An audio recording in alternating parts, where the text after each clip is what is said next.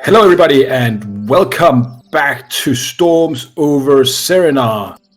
And again, before we start here, Merry Christmas, Happy Holidays, and Happy New Year for the second part of session 11 here. Before, again, we start, I just want to remember everybody that Storms over Cerenar is a rowdy and sometimes dark role-playing campaign for adults.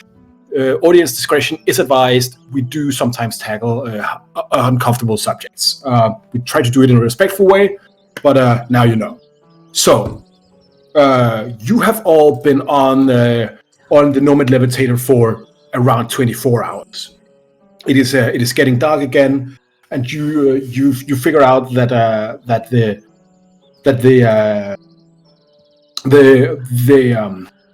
the caravan carrying Rain and Summer is in Fida Hajar. You are here, and Axios Savannah is up here. I've put down the tokens here. It is about to get to be like the sun is setting, and you're about to continue into dusk of the 17th of Aurora. Are you doing anything? Can I do something? Yeah, sure. Do we still have some live eels? Like, are some of the eels still alive? Yeah, sure. Like, you have a buttload of... should not have said that. You have a lot of live eels. Okay, good. Noggle, do you lock your room when you sleep? My room? We're on do you lock your room? We don't necessarily have rooms. I'm up on the deck in case Bjorn needs help. Where do you sleep? Yeah. This is a small boat. You sleep where you have all of you. Like there's no rooms or. Yeah, this is like the I'll sleep dead south. Dead center of the boat. Yeah, it's maybe like 60 times 60 feet, right? It's not a big thing. And when you go to sleep, do you sleep dressed or not? No, I have I don't have it in my inventory, but I would assume I have specific, a nightgown, a little cap, and stuff like that, especially to cover up my Guy Fieri hair. Yeah, I have nomad pajamas. Okay, and you doff your boots, right? You. Oh well, yeah, definitely. My boots are not. Yeah, okay. I do not have my boots on. I was stealth.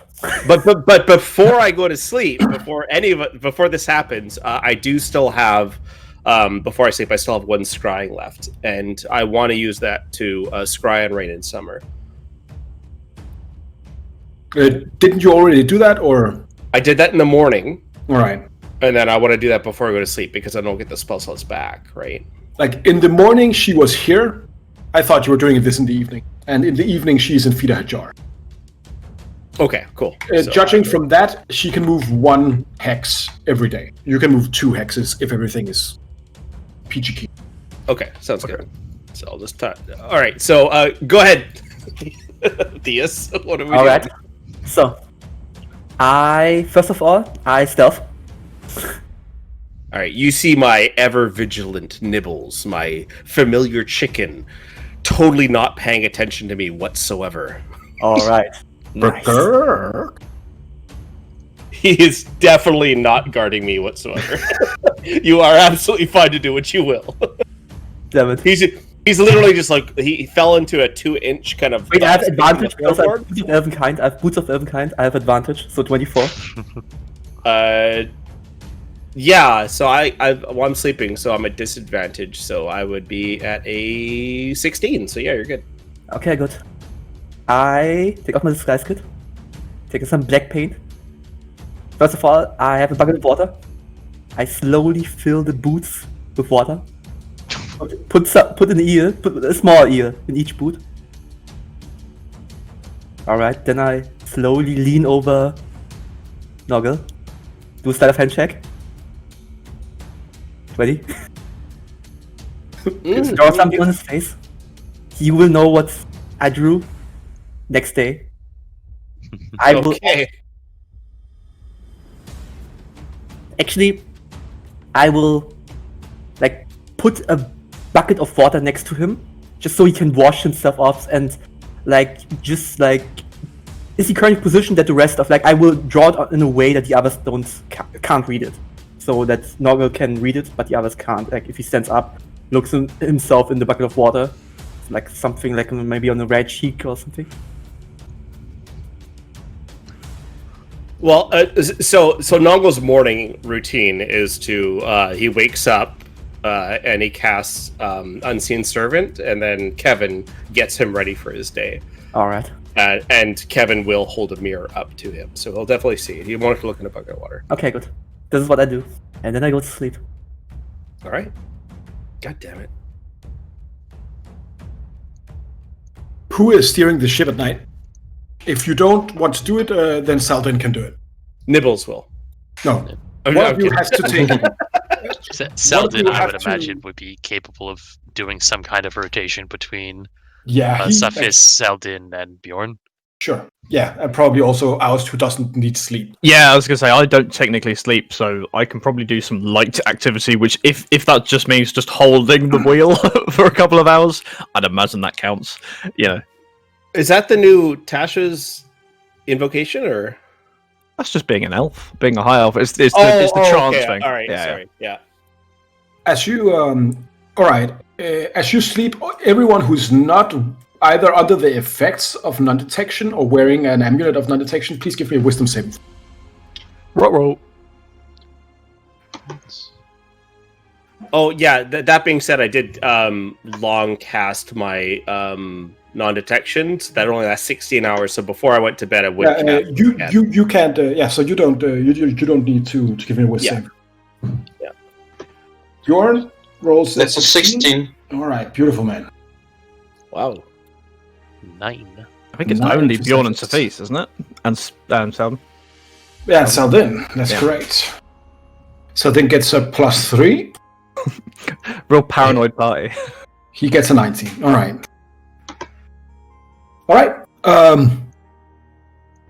The next day, you guys, you're sailing southeast, northeast, I guess, right, towards Feeder. Mm-hmm. So long rest, yeah.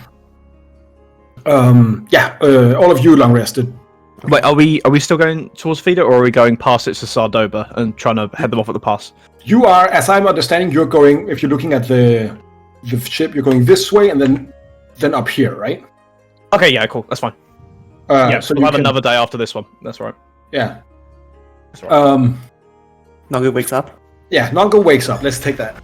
All right. So Nongo wakes up, and first thing he does is spends 10 minutes to summon Kevin. And as Kevin's going in through the bag of holding and grabbing the mirror and making sure that he's got his comb so he can brush Nongo's whatever hair remains and gets his clothing ready or whatnot, and Nongo will, I'll just expend all my slots to get rid of all the shit. So I will do that with non-detection. Like, do you first look in the mirror, or do you first wear your boots? Oh no, I'm just like I summon Kevin, and then I immediately cast on detection, and then Kevin now shows me the mirror, so I look in the mirror. Okay, what you read there is, you haven't been looking that good the last few days. If you want to talk, we can. Also, happy slimy day. And then Kevin will put the boots on, and you feel something wriggle around your toenails. Go ahead and take inspiration for that. Also, your boots are filled with water. You also feel that part. All right. So before going to Austin, asking to see the verdant shard again, I will prestidigitate the shit out of my face and my boots to dry them off. I'll do that. And I'm not going to be very happy. And then boots, you! That's a sign of luck. Yes, and they taste the best. This meal as well. Can I have the right one? That looks mighty fine. Looks delicious. Yes, Bjorn. What's your favorite flavor, by the way? Snaps. Snaps? Oh, excellent. I'll cast prestidigitation and flavor the eel like snaps before he eats it. Perfect combination.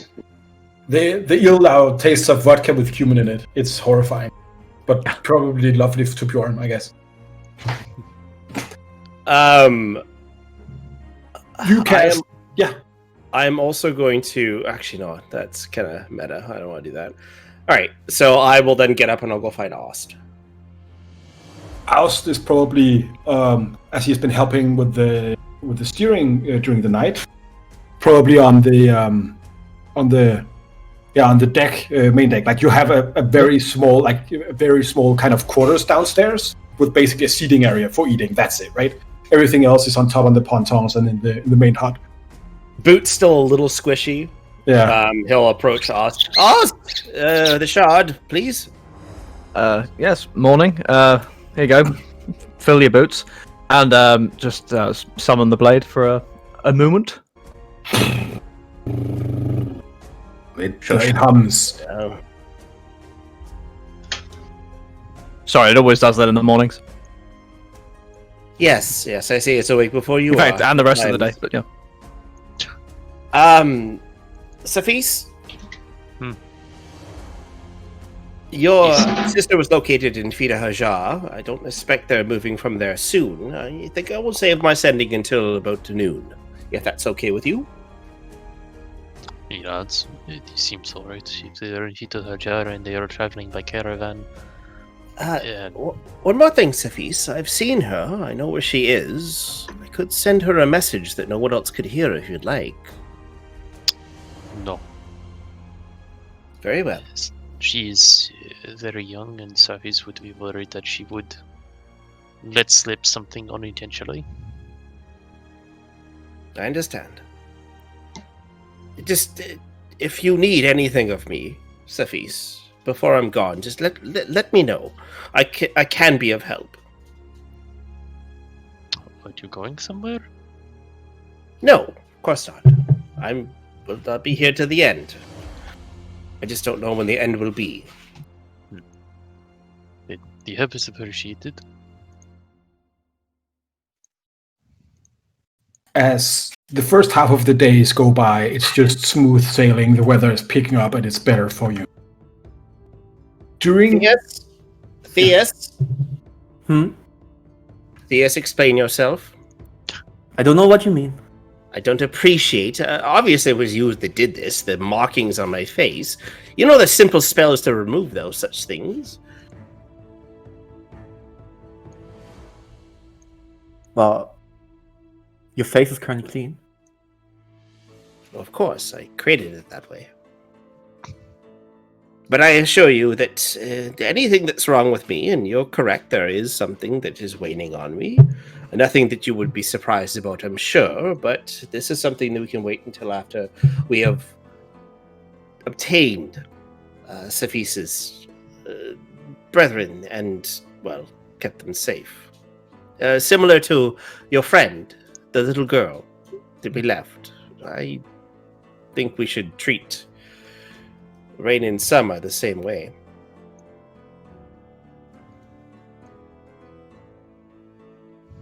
Okay. But your feet are now clean. Yes, I'm afraid that your pranks are beyond me. My pranks would be, well, much more harmful to you. Just remember that. He's threatening him. Alright. I will say from the deck. Hey, Noggle. You have to survive long enough so we can prank me back. Remember? As you hear this argument behind you, Cephas, as you're standing at the prow, give me a perception check. Most certainly. Perception. Natural 20 for a total of 30.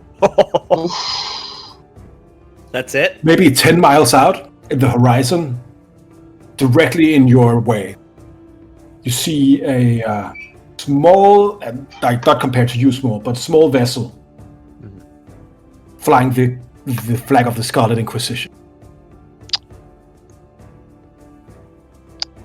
There girl. There go. Yes? Do you see that ship out there? Bjorn! We must make haste. We need to leave quite quickly. I don't see any ship. What did you see, Sophis? That's far. Yes, nothing to do with the ship. We just need to sail quickly. I hate to say this, but possibly, Sophis, please forgive me, but up on shore, I think the ship is no longer safe. What's that flag? I never seen it before. It's not from Orania or Cathonia. Those I know. It's weird. I could give you a history lesson later, but those are people of my colors that are chasing us down for, well, reasons. But they are directly in our path. How should I can turn around, but then we will make no progress. Actually, we will only, get further away. Full speed towards land, I think, perhaps. Mr. Bjorn. You go to Ascor Island? Oh, we could go that way. I was thinking towards the mainland.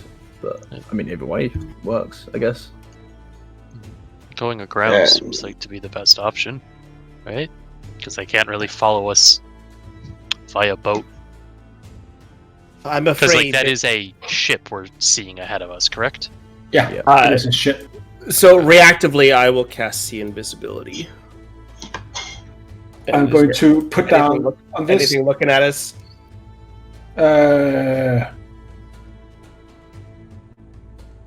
I'll see scrying orbs if they're there. Not anymore, probably. But probably scrying would be a good bet on how they figure out where you are. Okay. So, if someone told you where you were living in Rathajar, what else would they know about you?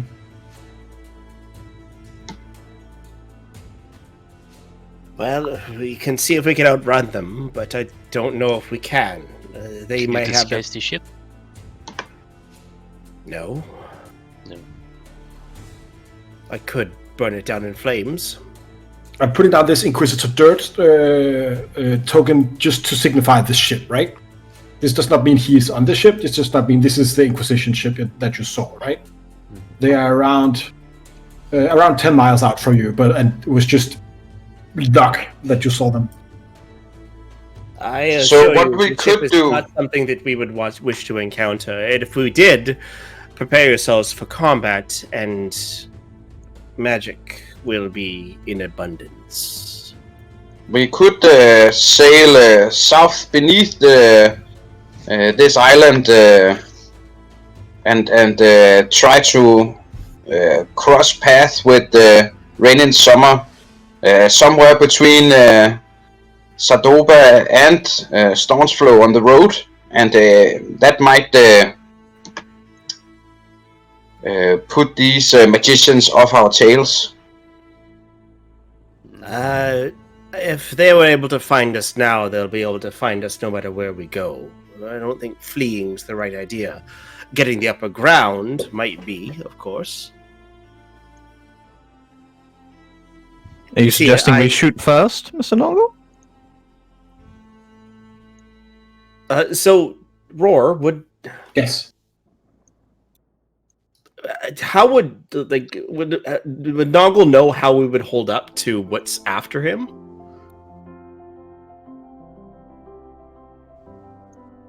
Do you think they probably know that you're quite formidable? Because you're pretty sure that, at least they know that you are not to be toiled with, and they would be hard pressed to find a magician as talented as you in the ranks of the Cobalt Shield or the Scarlet Inquisition. You might be seeing looking at members of the Shield, like the Swords and the Wands of Reyes, which is an order of Eldritch Knights and Wizards that basically battles the enemy within in Cerenar. I'll approach. I'll approach Bjorn. Bjorn. Hmm. I'm afraid that even if we take the ship and tuck around the island and hide ourselves or get better footing, They'll still find us. They'll still come after us. Are you ready for battle? Always. Theus, Saphis, Ost, I hate to put you in this situation, but... Oh, well, I mean... The pillar has contacted me, and I'm afraid that I've avoided their appointments for far too long.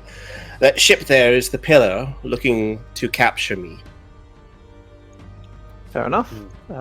Word to the wise, the first person to say the M word to me is getting stabbed first. We all happy with that? Beautiful. I do have a slight plan, but it might... how long does your see invisibility last? An hour. We should be there before then. Okay. Good to Oh, know. right, no, we won't be. 10 miles. If we're heading towards each other, no, it'd still be like 4 hours, so... You have time to prepare. Yeah, but see invisibility will not last after that. No. Like, not up to there. It'll be more than an hour before we meet up with them, but we have time. Okay. Just checking something. That's fine. Carry on. So, what do you guys want to do? The ship is going towards you. Both of you are going towards each other. It's going to be at least 2-3 hours before you're at... I'm afraid if we don't face them now, we'll face them later, and they may have reinforcements at the time. I think it's the best option to actually face them now. Do we So- Sorry. Or another option is, and it's a viable one. I understand that Saphis were here rescuing your sister. I could surrender myself, and you would be set free.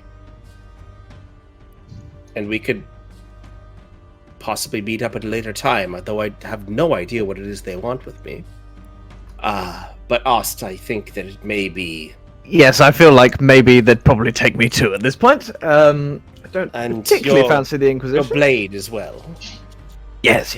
I'd imagine that's probably the... Yes. Well, I don't think that's a reasonable option, do you, everybody? No, not particularly. Sure, we can afford to lose you quite yet, Mr. Nongle. But if we do have to meet them today, then so be it.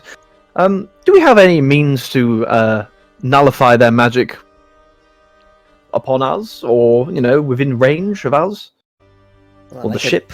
I could cancel a spell when it's first being cast, but Of course, as can I. But that's all right. I was too just fancy. But no, Don't- never mind.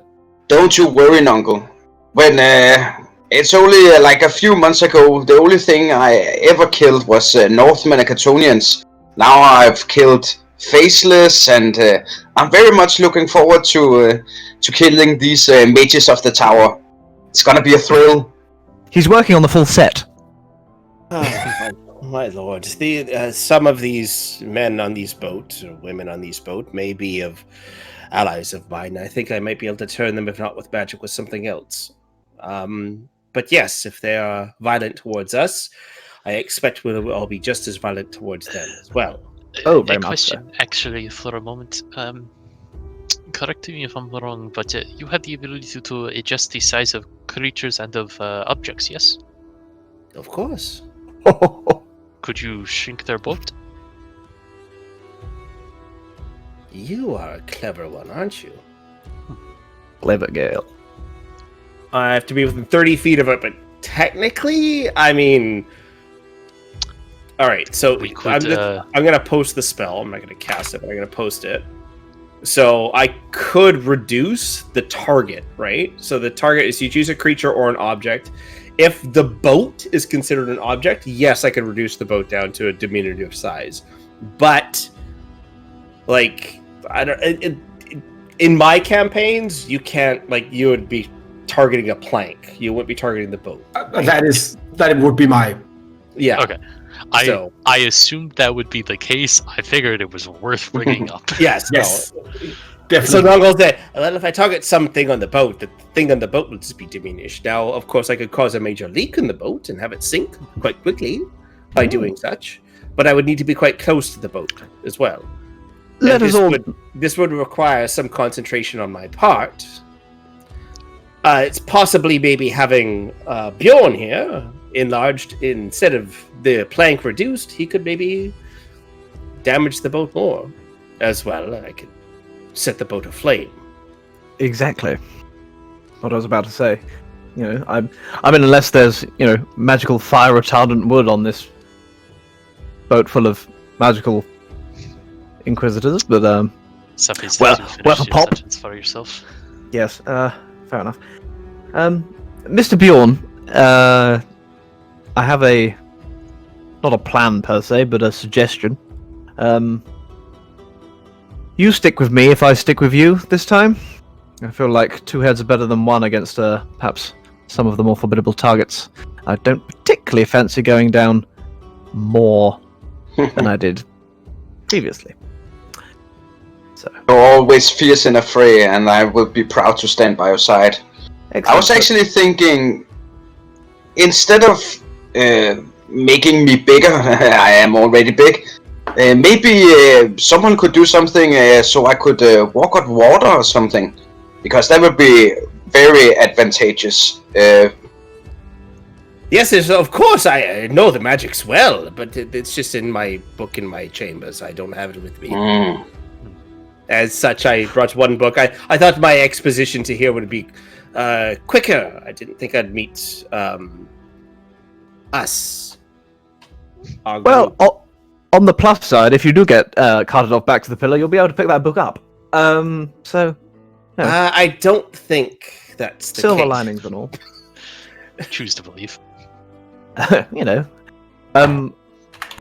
What I will say, Diane, is just as we're about to enter combat, like previously, like before it, I will be casting Armor of Agathis on myself for a change because I always forget.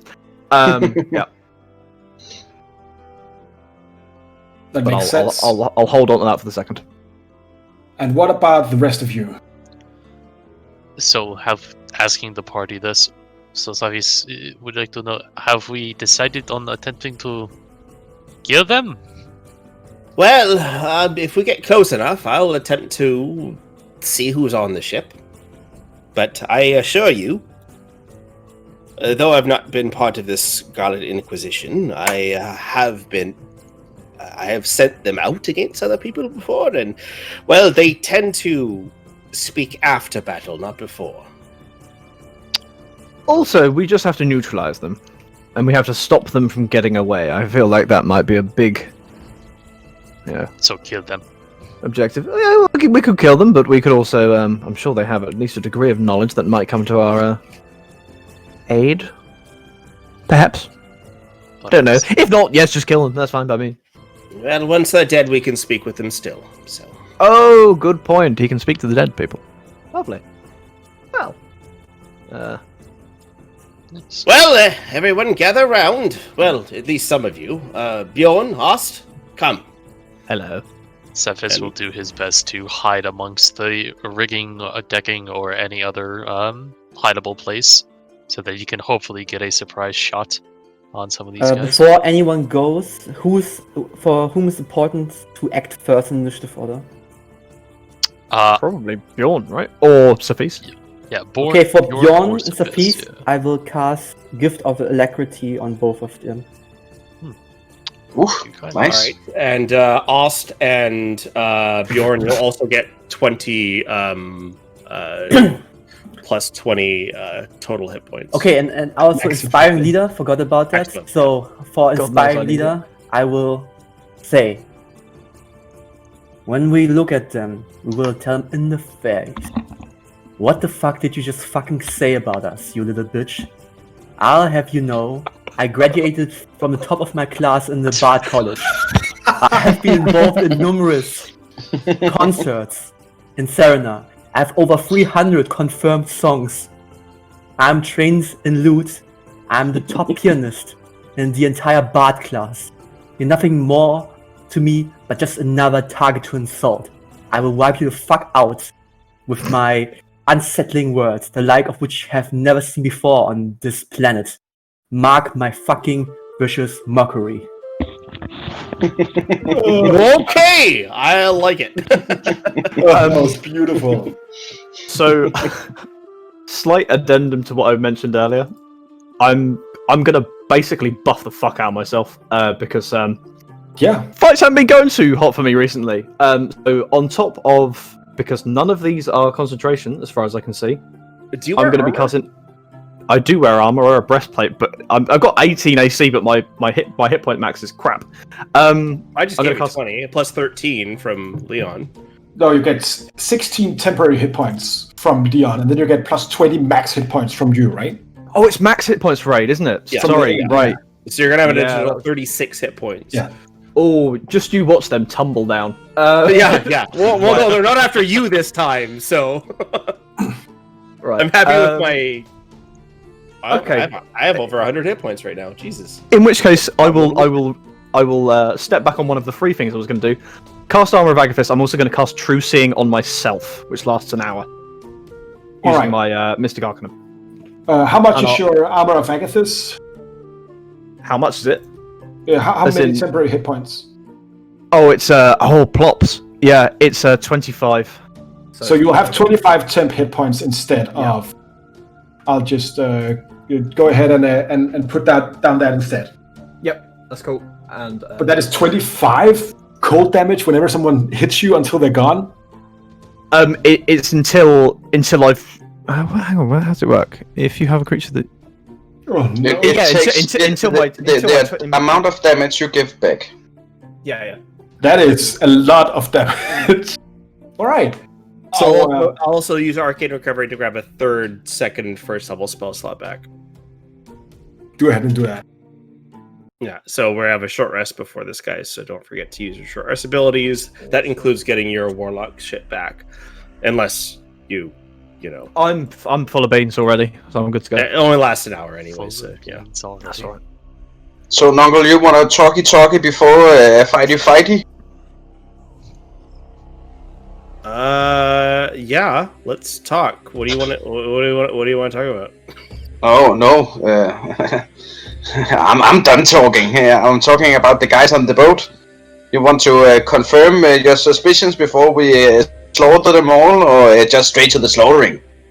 I assure you, there's no suspicions. It's true. These men are here to destroy me, and they may ask to parley first, and to offer you to give me up, and that may give us the opportunity of surprise. I think we should take that. Would you like me to act as a member of the Pillar again? Would that help, Mr. Nongle? I assure you that they know more about all of us than we probably know about ourselves at this time. Excellent. I'd love to hear it. Well, I'm ready. I'll make sure I'm next to Bjorn, basically, for whatever comes next. Holy fuck, okay, so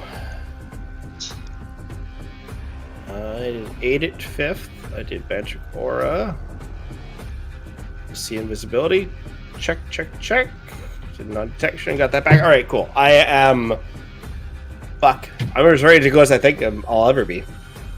Alright, so you're just like fucking trying to kill them, just straight into combat, is that it? We're going straight up to them to see what they say. Yeah, we're gonna see if they attack right away. Then we'll obviously attack back. But if they, Nongle will stand on the bow of the ship and just like be like predominantly showing himself while the party stands behind him, hopefully, and then we'll see what they do.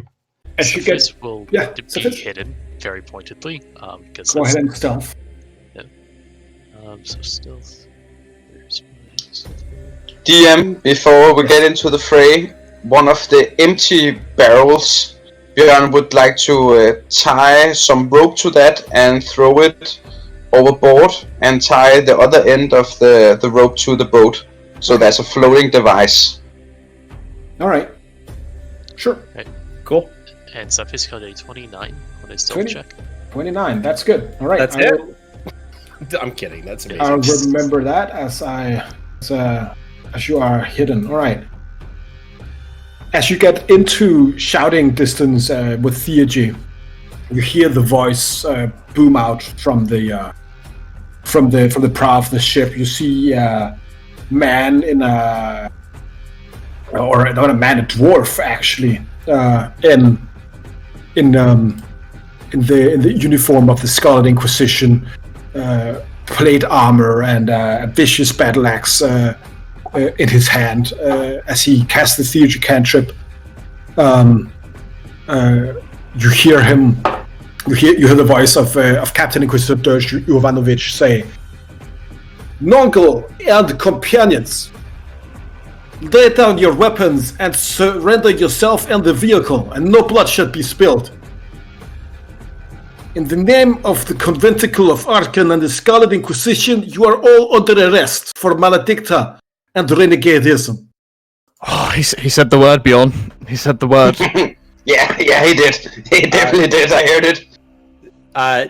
What's the crew look like on the ship? How big's the ship? What's the crew look like? I mean, are they ready to fight? Is there like the ship is 120 by 40 feet, maybe. It's a big ship. You see at least 10 people on the deck. How far away is it, did you say? Right now, they are like 200, 300 feet away. Okay, let me know when it's 30 feet away. Yeah, sure. Yeah, I need to know when it's 60 feet away. Do you react? Do you react anything? Theus, maybe you should say something. Say Nongle is not here, maybe. Oh, no, Nongle's making himself present. Nongle's not home right now. And Nongle's Nongle's This is your final warning. You will either surrender yourself or you will be boarded. How far is that man from us right now? 300 feet. 300 feet? Yeah, 200. I'll say 200. Alright, 2. I just realised I made a boob, but never mind. Like, you can shoot at him if I'm you just want trying to to. remember what the range of my... 150, 600 for longbow. So, Yep. because you're are you sharpshooter? That is what I'm actually looking up right now. I know I have observant, and I feel like I have another... I don't think you have sharpshooter. You have the trap kind of... Yeah, I've the done trap thing. The dungeon door, yeah. But you don't have the sharpshooter one. Whilst he's looking for that, can I be very cheeky and you can say no about the target of my true seeing? Sure. Can I cast it on Bjorn instead? So Bjorn can see any invisible things? He has true sight, which means he can also see through magical darkness. Sure. Yeah, you can cast it on Bjorn instead. Cool. You'll need this, Bjorn. Oh. Then, in that case, okay. So remind me if this is how it works specifically for sneak attack. I don't get sneak attack if I have disadvantage, but if I have advantage and cancels out an instance of disadvantage, can I get sneak attack on that straight roll? As long as you have any source of disadvantage, you can. Even if it's cancels out by a source. Even of if it's advantage. cancelled out, yeah. With any aspect of disadvantage, sneak attack. Okay, yeah, I had forgotten if that was the specifics. In that case, I won't just try to shoot him in the throat while he's talking. All right. Oh my god, I love you, but wow, Yeah. a little harsh. Listen, I was gonna whisper down to Nurgles like, "Hey, should I like shoot him?" All right, but anyway, so yes, Cephas will continue to just patiently wait. Yeah. Yes, we need to buy some time to get closer. Can't you shout something at him? Alright. I step forward.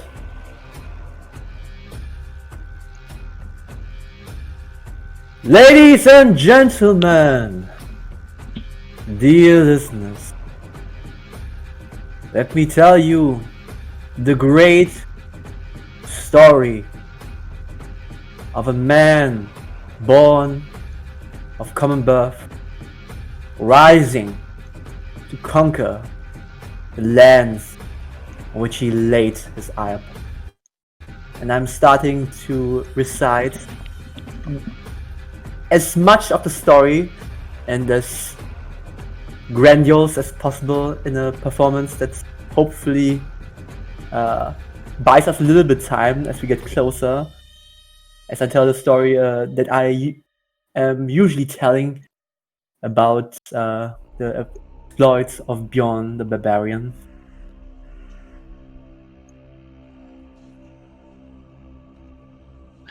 Just my man just starts putting on a performance. Yeah. Go ahead and give me a performance check. I will I'm I not also really sure what will happen. Everyone can understand me. Yeah. Go ahead and do that. And depending on how you roll, we'll I see. rolled so bad. I'm actually shitty today. Not my groove today. Actually, I have inspiration because you gave me that because I played. Yeah. Do you want to use your inspiration? It's not.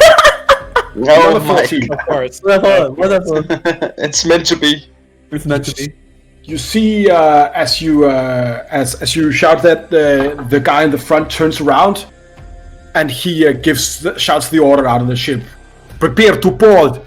As the ship kind of turns. I seem they don't like. I'm gonna fireball the crew. I will use. All right, I'm going to say before you ram each other and we start combat real, I'm going to give you, like, you can spend resources, you can shoot arrows, you can do whatever, and both sides will take attrition as they will also fire on you.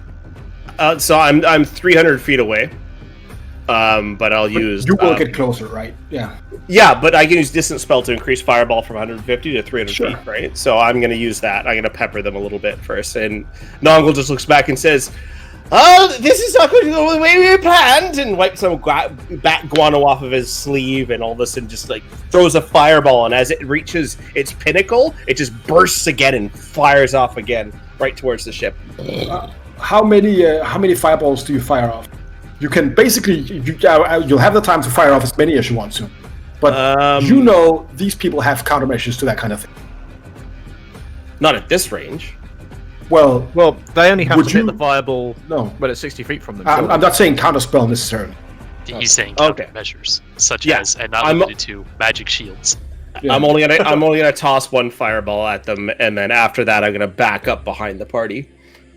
All right, give me just roll the damage for the fireball. 30 points. 30 points. All right, so I will expend spell slot on each of these, and then they will take that. All right, sure. That is for. Is there? All right, and I will just everybody in the front of the ship will take damage. As soon as I see Sophis taking pot shots, I will start taking pot shots after he does with my Eldritch Blast as well. So first you take a pot shot. Just give me a ranged attack, and both of you, if you're doing that. All right. Well, am I getting sneak attack at this point? Yeah, just give me the attack roll, and I'll just see if you just straight up kill one of the goons or not. Because I wouldn't be able to do it until I'm 120 feet away, so ignore that. you damage this guy just precisely enough, so that's good for you. So 27. So just tell me how many shots I'm going to have, just so I can like roll them in advance, I guess. I will, like, with you, I just gave dealt the whole damage to a target, meaning that you'll have one less enemy, which is not the same kind of conversion I did for Nog, I'm doing for them. So I will just let you snipe one of them. Is that fine with you? Oh yeah, no, that's fine. Okay, I understand. Yeah. Yeah, I was the same with you. I will let you do one attack to take full damage to one of the people in the front. Which Okay, so my range will be 120, so I'm not sure whether this would count at this point. Yep, you can just give me like that will be 3 Eldritch Blasts, and we'll and I'll deal the damage to the front guy. Okay, number 1 is 24. Go ahead. Go ahead. I just want the damage roll. Yeah, another 6. Okay, yeah, and finally, right. there we go. Damn. 13 damage total. And all of you will take 7 fire damage from like various cantrips and fire bolts and stuff like that getting shot at you. Cool. Ooh, does that technically mean that? Does that mean that one of them would take Armor of Agfist damage? No, because it's not a melee attack. Correct. Ignore me. Go ahead and roll initiative as you. Oh, we're so fucked. Nah, we got this. We've had it in every single other fight, so we're fine with this one as well. Yeah. What about the fucking the illithid that I have in my fucking ring? That one didn't go so well. well, on the bright side, Sophie's got a 20. Big 5 for your boy. That's a lot. Also, sorry, how much did our max HP go up by? Did you? I gave you 20. Okay, it was 20. Okay. Each one or just No, I gave that to Ost and Bjorn. okay? Oh, and okay, just- so I don't. All right. No. All right. But you have 16 temporary. Don't forget that. And everyone at 16 temp, yeah. And who got gift of alacrity? I did, and Bjorn did. Oh yeah. All right. So you can add. That's how much? 1d8, 10. What? How much is it? What the 8? All right. Then I will roll a 1d8. So my initiative was a 26.2 for tiebreakers. So you are the. I'm going to put you at 20, 26. I am not standing in front of a ship. You went all right. You probably have. You can position yourself where you want to be on the. Levitator. Yeah, the levitator. Okay. Well, let's look around. Let me see here. You guys have no idea how bad Nongle feels right now because of, this was not supposed to happen. Yep. He feels Also- like shit. Fair. Is the ship on fire in any capacity? You see like embers here and there, but they have put it out.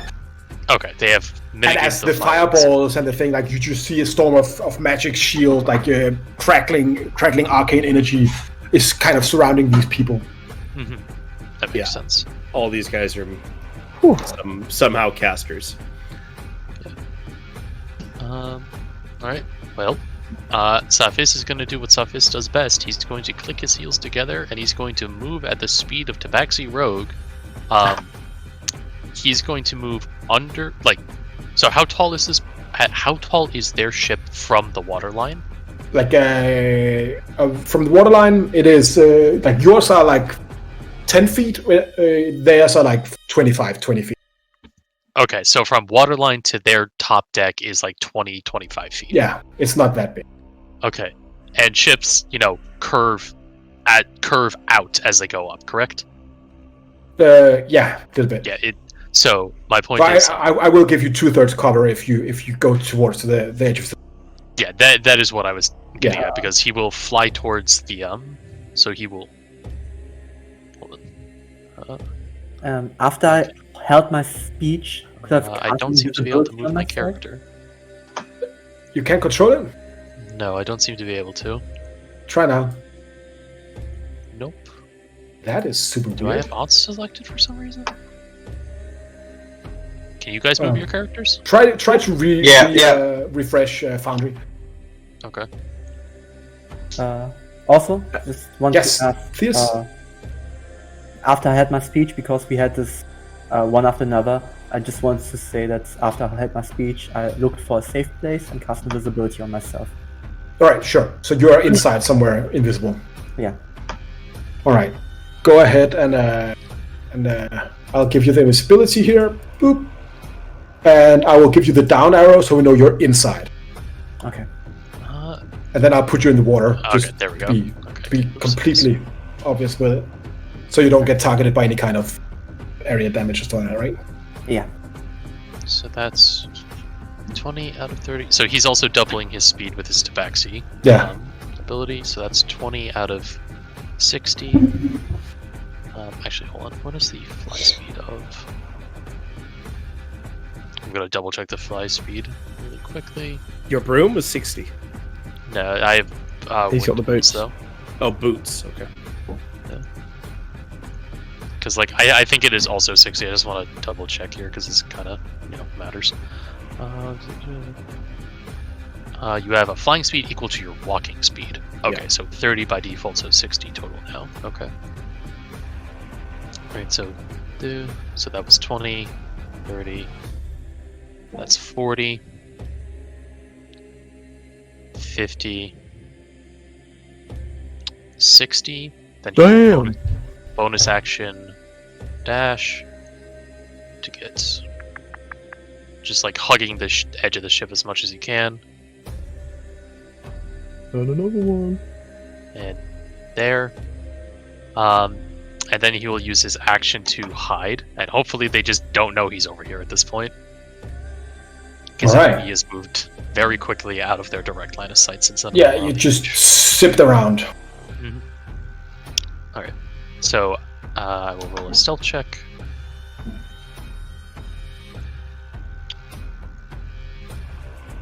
And I will get a 23. Yep. Right, and that will be Sapphir's turn.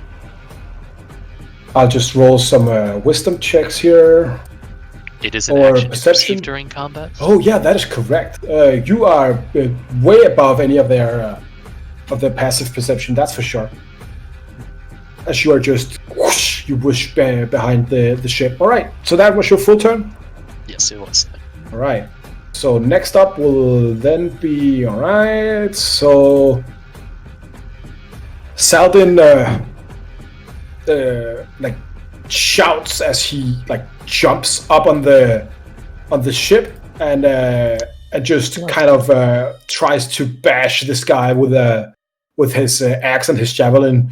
The javelin gets parried by the Eldritch Knight's shield, but the axe hits him square in the head with a crit.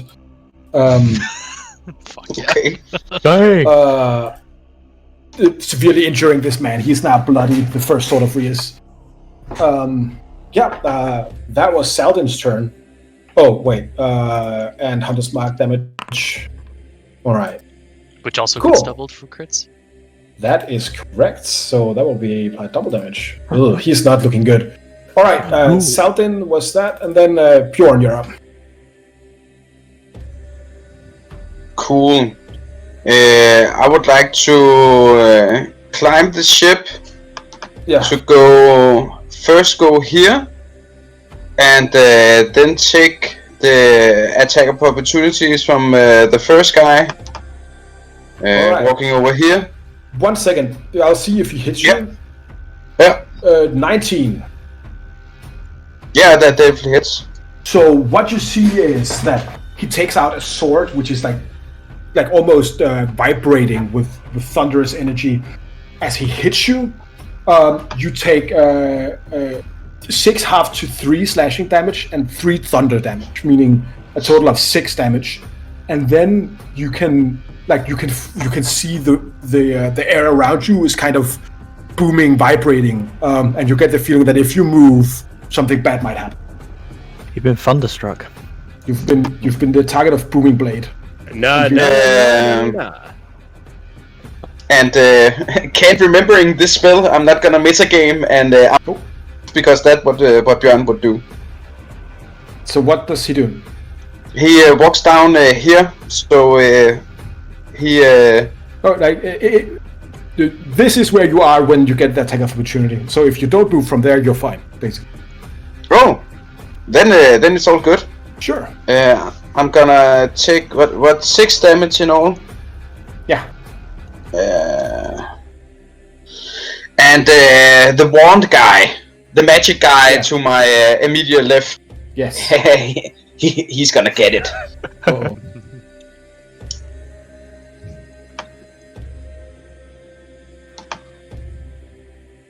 So with the first attack, you completely destroy him. As he just like looks at you, he's like, the Northmen are here! And you just cleave him in two. I guess They the other fear you attack. from all over the realm. I guess the other attack goes to the guy in front of you. Yes. As he deal 15 slashing damage. Damn. As he like tries to defend himself, but you just bloody him deeply with a hit to his thigh. Come, meet my axe. And that's my turn. Perfect. Noggle, you're up.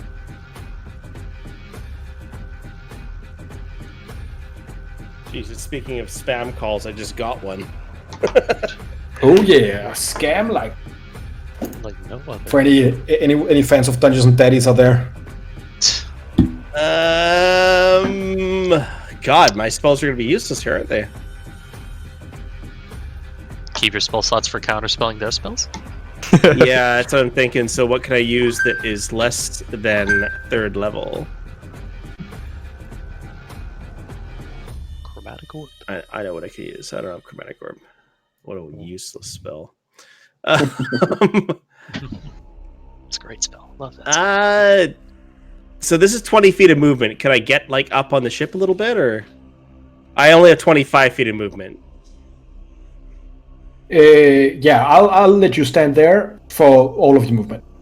Okay, sounds good. And then I will. I'm going to cast suggestion on Inquisitor Dirt, and I will use my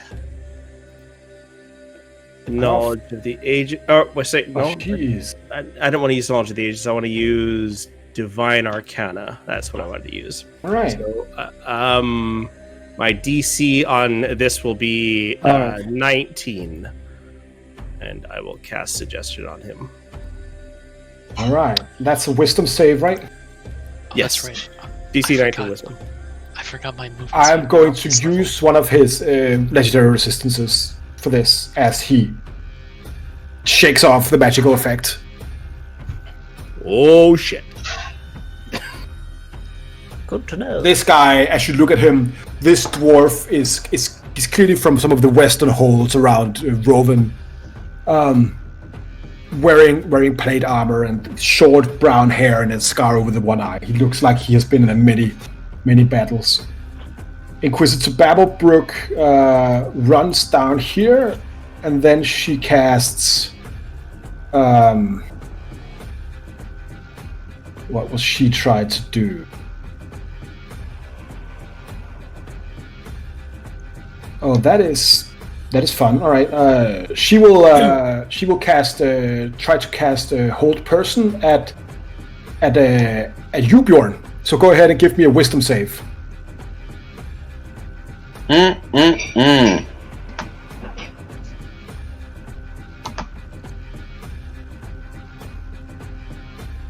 Yep. I would like to use my inspiration.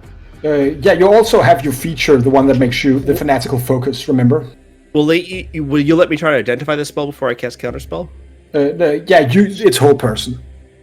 I know it's whole person. Yeah, Okay. because I said it out loud. So the Yeah. reason I did that was because Noggle, your passive arcana is so good, man. Oh, it's only 24. I will. I will. I'll counterspell that then. All right, you counterspell the whole person. Perfect. Okay. But that's my reaction for the turn, unfortunately. All right. And that was. Does she have any bonus action spells? She doesn't. Oh well, yes, she has, but nothing she wants to. All right, sure. Theus, you're up. You are inside, hiding, invisible. Okay, I will get outside, just for mechanics' sake. When you attack while invisible, you have advantage on attack because you're not seen, right? Yes, So when I cast a spell from invisibility, I'm not seen, so they can't counterspell me, right? that is correct. Okay, good. I will get up, just so I get a vision. I'm still invisible. And for my invisibility, I just want to get a good look. Cast hypnotic pattern on as many of them as possible. Go ahead and place down the marker. Okay, I have to just check how many I can actually get. So hypnotic pattern, cast spell. So how many can I actually get? Wait a second. For some reason it now disappeared. Wait a second, the template just disappeared. I will just make a template. Where is it? There it is. So it's 30 feet cubed, I think? Yes, correct. So let me see. So I can, I will not hit Bjorn. So I will try to get her also in it. All So right. I will cast that here. It's a cube. Okay, good. So I will try to cast hypnotic pattern on them. It's a 30-foot cube, so I will try to get them with hypnotic pattern. Nice.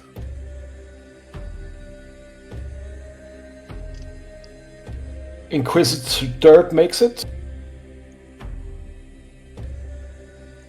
And see.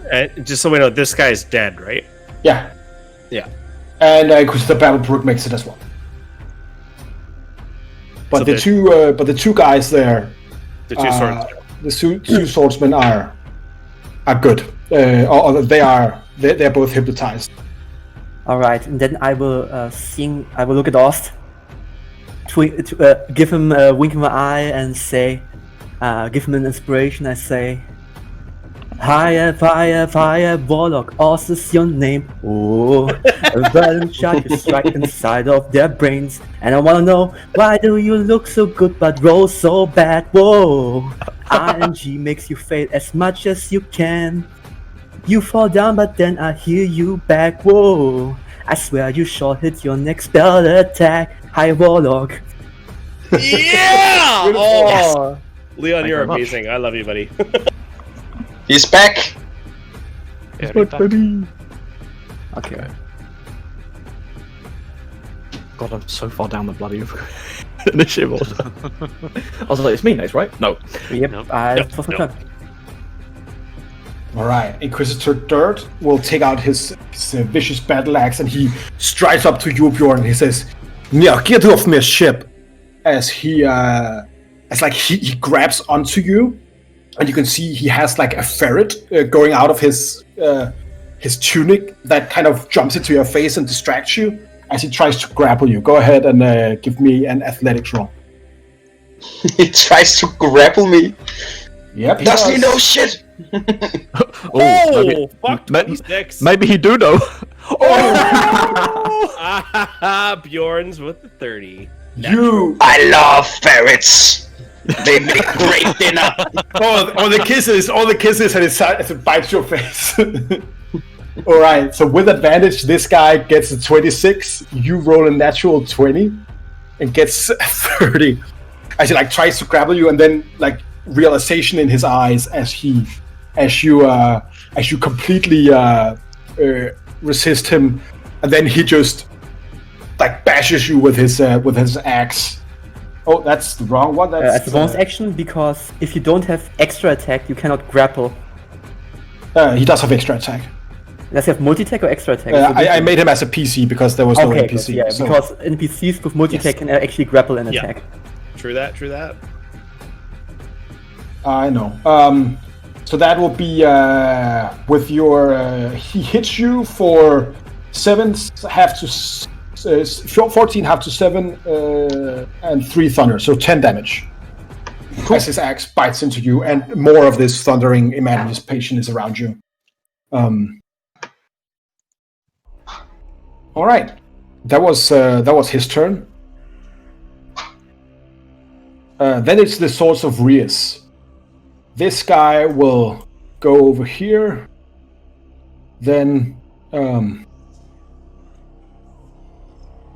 stand there, and then he will. All right, Bjorn, give me a wisdom save. Do I see that? Yep. Okay, I will counterspell that. Yeah, you can do that. Sure. You counterspell his charm person without a problem. As a bonus action, he doesn't have anything. All right, sure. Oust, you're up. Oh, hello. How much movement would it take for me to climb onto the ship from where I am? It's this square is double basically. Okay, so it would be 5. 10. Okay, so that would be like 15 to that square, but then I'd have to squeeze past people. Yeah. Okay, I will climb the 15 to that initially. Yep. And then I'll take it as double movement past these two, past Saladin and this sort of Rias, isn't it really? Going through these. No, you could just. That's not difficult terrain. Okay, right. If I can get to there, so by going round, then that's where I want to go. Sure. That's okay. I would like to bonus action Hexblaze Curse, Inquisitor Burt, is that it? Yep. Dirt, sorry, excuse me. And then I will forego one of my attacks to use my Commander Strike on Bjorn and just go, I think it's time you earn back some more of that honor, my friend. and allow him to take an extra attack. Oof. I'll read the whole. I'll post it in. Where is it? Where are you? There we go. So when you check in a cap and you turn, you forego one of the attacks as a bonus action, and use a bonus action. I cannot do that because it's because I have to use a bonus action as well. So I will ignore that, and I will just take my 2 attacks against this badly injured Sword of Rias next. All right, but he's not Hexblade's cursed, right? No, and because dirt is for now. But sure. All right, go ahead. Adds first. Sure thing. First attack is here we go. Inspiration. It begins. Is a 13 plus the 1d10 inspiration, which is. Did it roll? 6. 19 to hit on the first one. He shields. You don't use up your inspiration because it's until you succeed.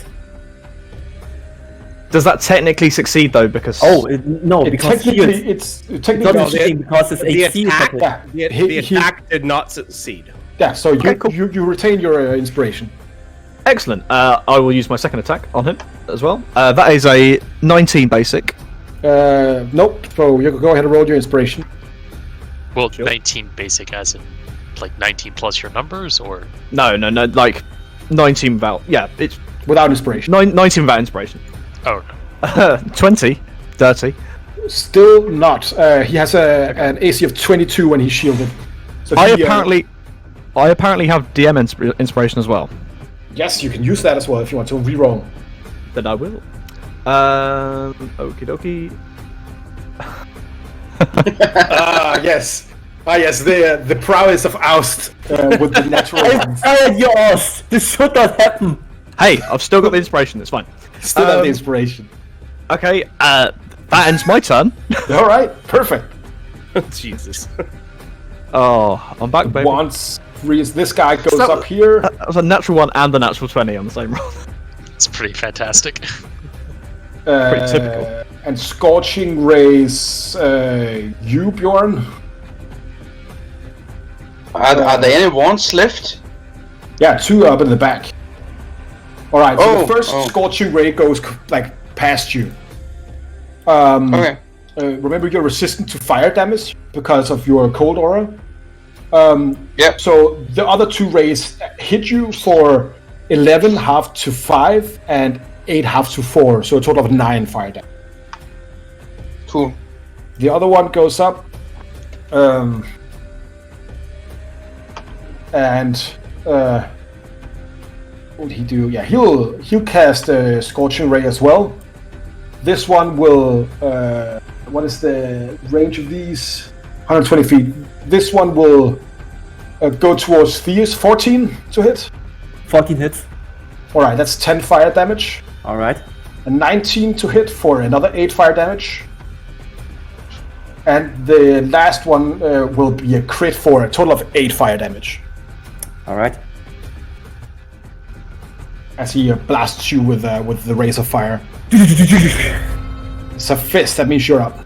Alright, Safis will, still being hidden to his knowledge, will hover around this way. Or, sorry, hold on, that was. So I started here. That's 20.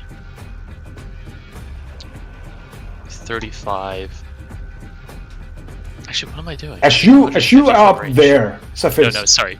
I forgot I have 150 range. I do not actually need to move at all yet. So Safis will.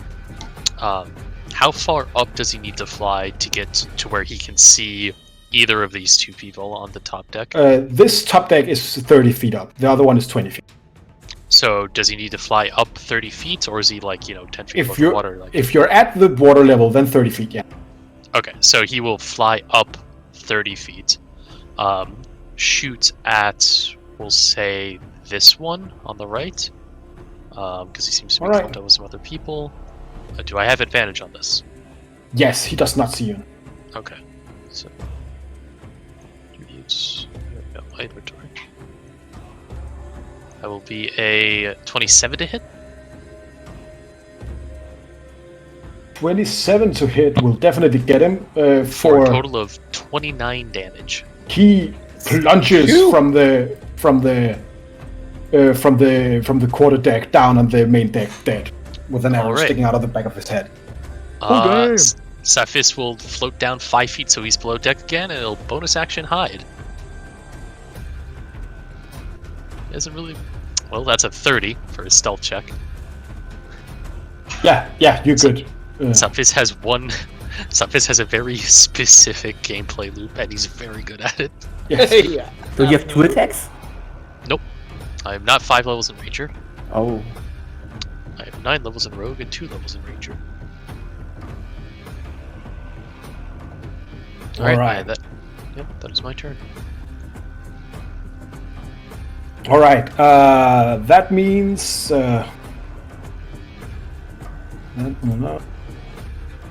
Bjorn, out from under the ship, and only Bjorn has true seeing on, right? I don't have it. I can see through magical darkness, but other than that, no. Oh, but Bjorn can see invisible creatures, everything, right? Yeah, boy. Bjorn, you see an invisible phase foot soldier run out of the ships below decks and sneak over here and kind of nudge the guy who comes out of his stupor. To wake him up? Yeah, to wake him up. Only Bjorn can see this guy.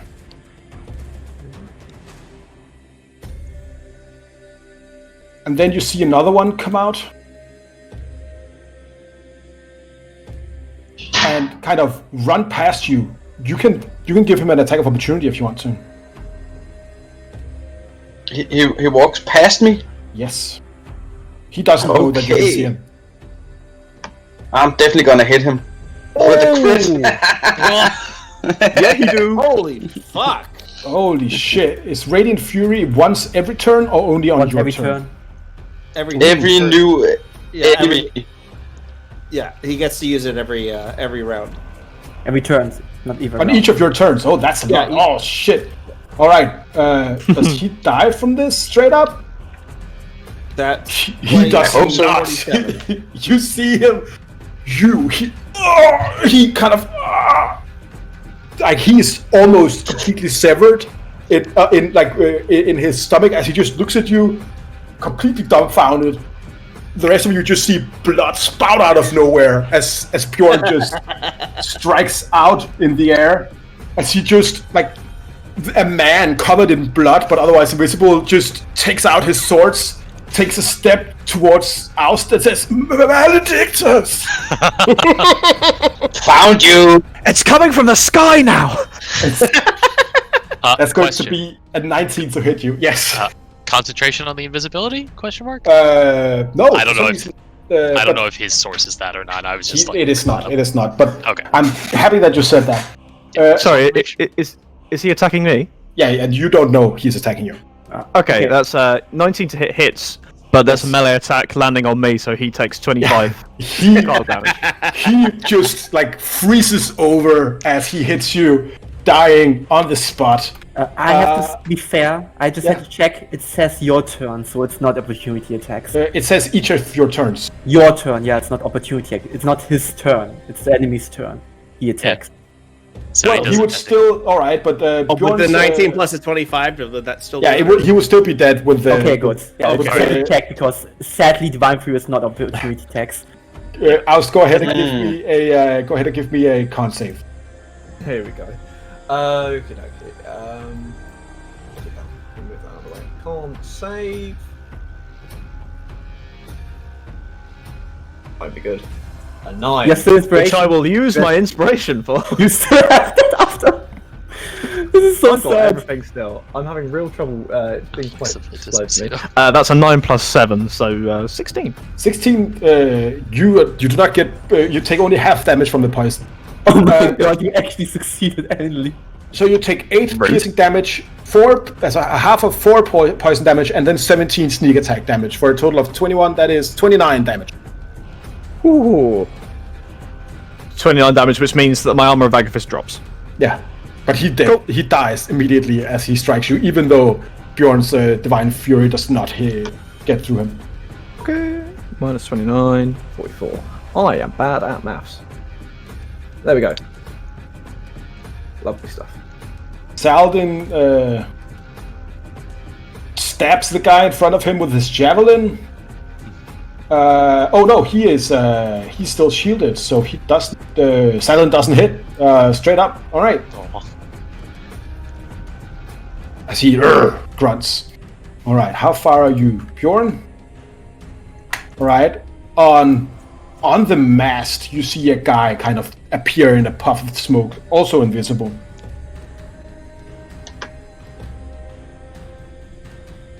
He's all the way up. As he lines out an arrow and let me just give him a perception roll for a second. Fucking poor Ost. You just automatically assume it's going to be me. Yeah, which it probably is. But yeah, he rolls a 17 to hit you, Oust. That misses. All right. How many attacks does he have? Ost is still standing. He uses a crossbow, so one attack out of nowhere. Oh no, wait, he has advantage. 22 to hit. I'll take it. All right, give me another con save. Oh, plops. Okay. Please be better. Oh, That's Better? one. Anything would be better. You take a total of 39 combined poison and sneak attack damage from this guy. Okay. I'm on As he appears, this guy up there is not stealth or invisible as he attacked. Goodness me. Impression, I'm on 25 health because of the additional 20 hit points. There you go. Good grief. Bjorn, you're up. I take my bear stance and I let out a cry.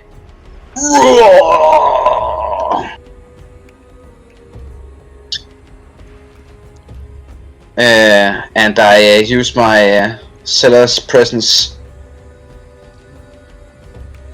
So everyone has advantage.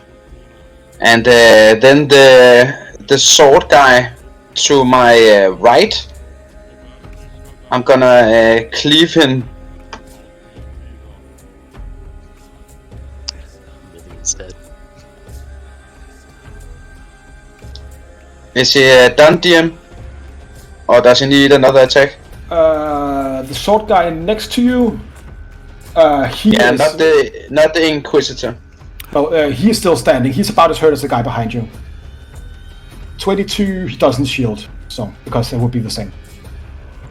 Okay, so then I'm gonna hit him again. And he can't shield that either. Alright, he's barely standing. As two fell swoops of your Grim Axe almost takes him down. And then I'm gonna use my free action to shout out, "More invisible incoming, but don't you worry, I got them." What a legend. Nongle, you're up.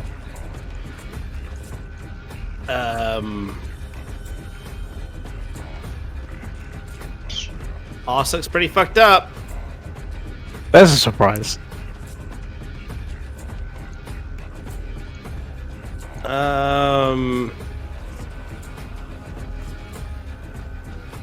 Oh, that is super weird.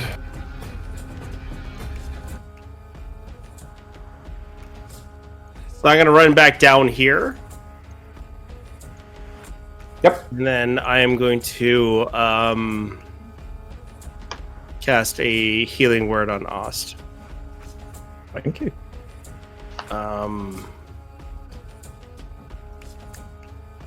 Guess I'll do it at second level.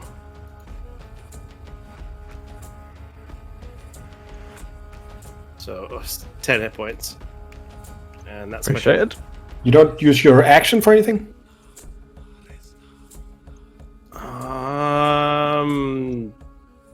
Oh yeah, that's right. I can actually use higher level spells with that. Okay, so Yeah. I'll firebolt this guy here. Yeah, sure. All right. So that would be 16 because I have advantage.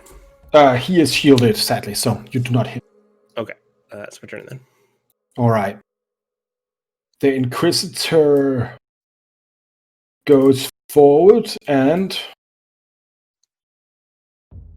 how?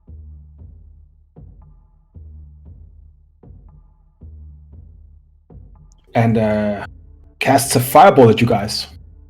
I can't spell it. I'll counter. Sure. All right. Which one of you counterspells it? Like I assume if she has counterspell, Yeah, so you counterspell the first counterspell. So if you both use a counterspell, that's fine. yeah, because if she counterspells 2, then we have to both counterspell. Yeah. If somebody counterspells the second counterspell, then I'll counterspell that. What a time to be alive. It's a good thing you have the counterspells. I rolled very well on the damage. I rolled a 43 fire damage on the fireball. That Wow. would have killed me. Wow, look at that. 4 6s, 3 5s, and a 4. That's insane. You make fucking the evokers jealous there with that roll. Yeah, that was stupid good. All right, I guess that was Inquisitor Babblebrook as she tries to nuke all of you. Pew, pew, pew, pew, pew. Theus, you're up. All right. You see the assassin up in the crow's nest.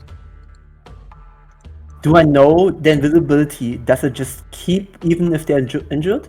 No, this guy here is not invisible. So because he attacked, right? Yeah, you attacked. It's just this one here you can't see, right? Yeah, this one you don't know that guy. Okay. You can't see. But that. this one is dead, all right. Yeah, he's dead. So he's and he attacked. So he's also not invisible. Yeah, Yeah, like, he's a meat popsicle right like now. do I even Yeah. see like a face currently? No, it's behind a mask. Okay, good. Then I don't see anything. Okay, good. No. Seeing that I don't see anything, first of all, I will. Oh, well, you see a face foot soldier, like. But he's frozen dead. face. He's dead. He's definitely dead. Okay, Yeah, good. could you just do me a favor, just like mark the ones quickly, which ones are dead?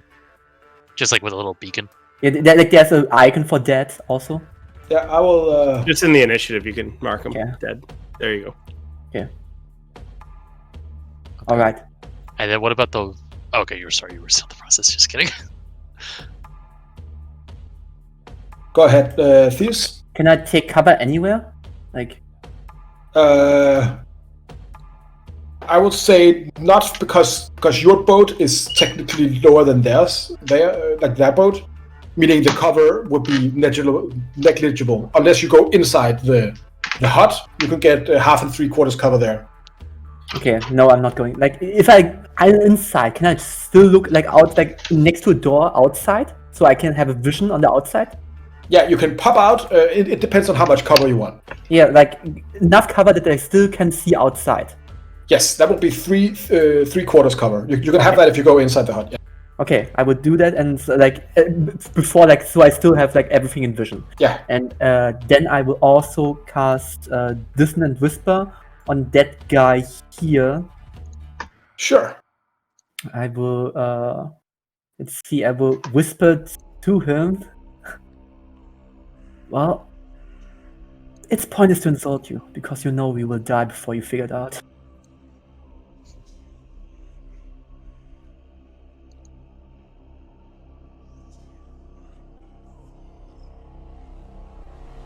All right. He fails badly. Okay, the opportunity takes from Orst and Saldin. Saldin will start up here. All right, he's still standing, barely. Orst Saldin also. stabs him. Do you want to hit him? Yeah, sorry, this was your go, yeah, Theus? I'm just working out whether it's This is worth with- saving my reaction, that's all. Sure, yeah, I can do that. That is a natural 18. And he doesn't have a reaction, because he has to use his reaction for He- this whispers. He falls on the deck dead as he runs away from you. Alright, Lovely. nice. Okay, seeing that, That's two looking, down. looking behind me, I see Nobby, right? Yeah, I guess. Okay, I say, That's for you, Naga here. He's the wizard Naganom. Tell you why. His spells let fire rain down from the sky. Not only can he heal and create. Oh, my Naganom is great. I call him Naganom, Naganom, oh, Naga, Naga, Naga, Naganom, Naganom, oh, Naga, Naga, Naga, Naganom. Dum dum dum dum. Right on. I assume that's inspiration. You're not just doing that to like humor me. Okay, cool. Inspiration for Noggle. And I duck behind. 3/4. Inquisitor Dirt does not standing in front of this mountain of a man. He's just like, "You're right. I tried grapple. It was that plan. Maybe I'll just smash now." And then he hits you twice with his fell axe. The first one is a 16, so that hits you for 13 half to 6, so that is 12 damage with his standard damage of the booming blade. And then another 8 half to 4, so you get a total of 16 damage from his attacks. As he just wails on you. Clang, clang, clang. Much better than the ferret. You know, his name is Yuri. As this sort of rears kind of gets up in your face, Bjorn, and also booming blades you. He misses completely though. This guy is out, and this guy, so he goes here, and also, that's the wrong one. This guy hits you for a total of 6 damage, 7 half to 3, and then another 3 thunder damage. Okay, 6. Yes. Cool. Oust, you're up. Excellent!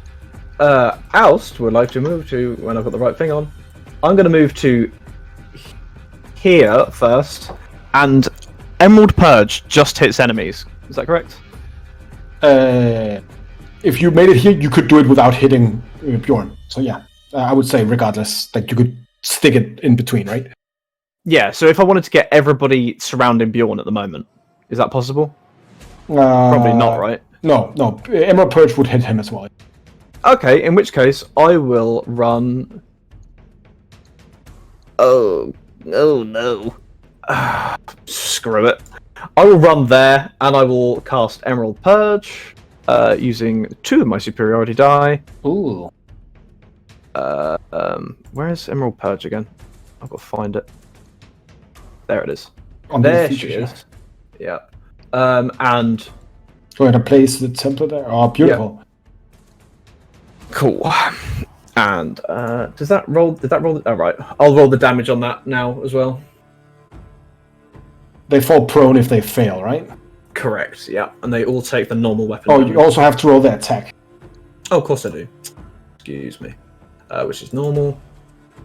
That is a flat 20. Yep, that hits all of them. Okay, and then the damage is 7 piercing damage. 7 pieces. Alright, this guy is out. As he falls to the verdant shard. This guy keeps standing. This guy is down, and the Inquisitor keeps standing, but takes the damage. Okay. I will now move back to there.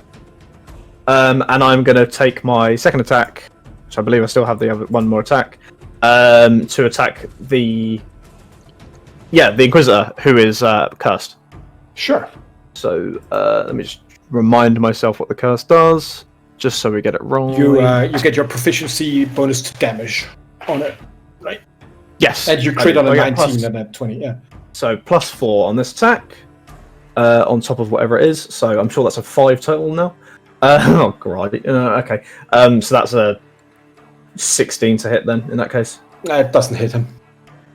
Does 18 hit? Because Bjorn used his ability, right? It gives you advantage. Oh, yeah, it gives you advantage. Yeah. That's right.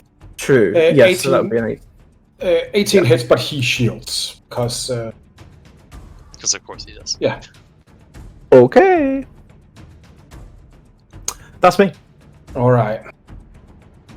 Oh, and you see his skin seems somehow tougher than you were expecting. Like, almost looks like rock as the verdant shot pierces it.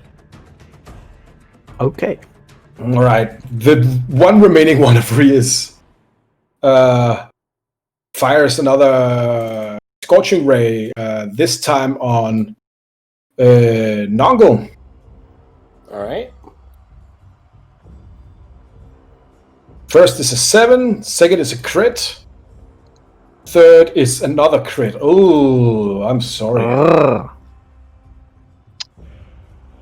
So what did this say?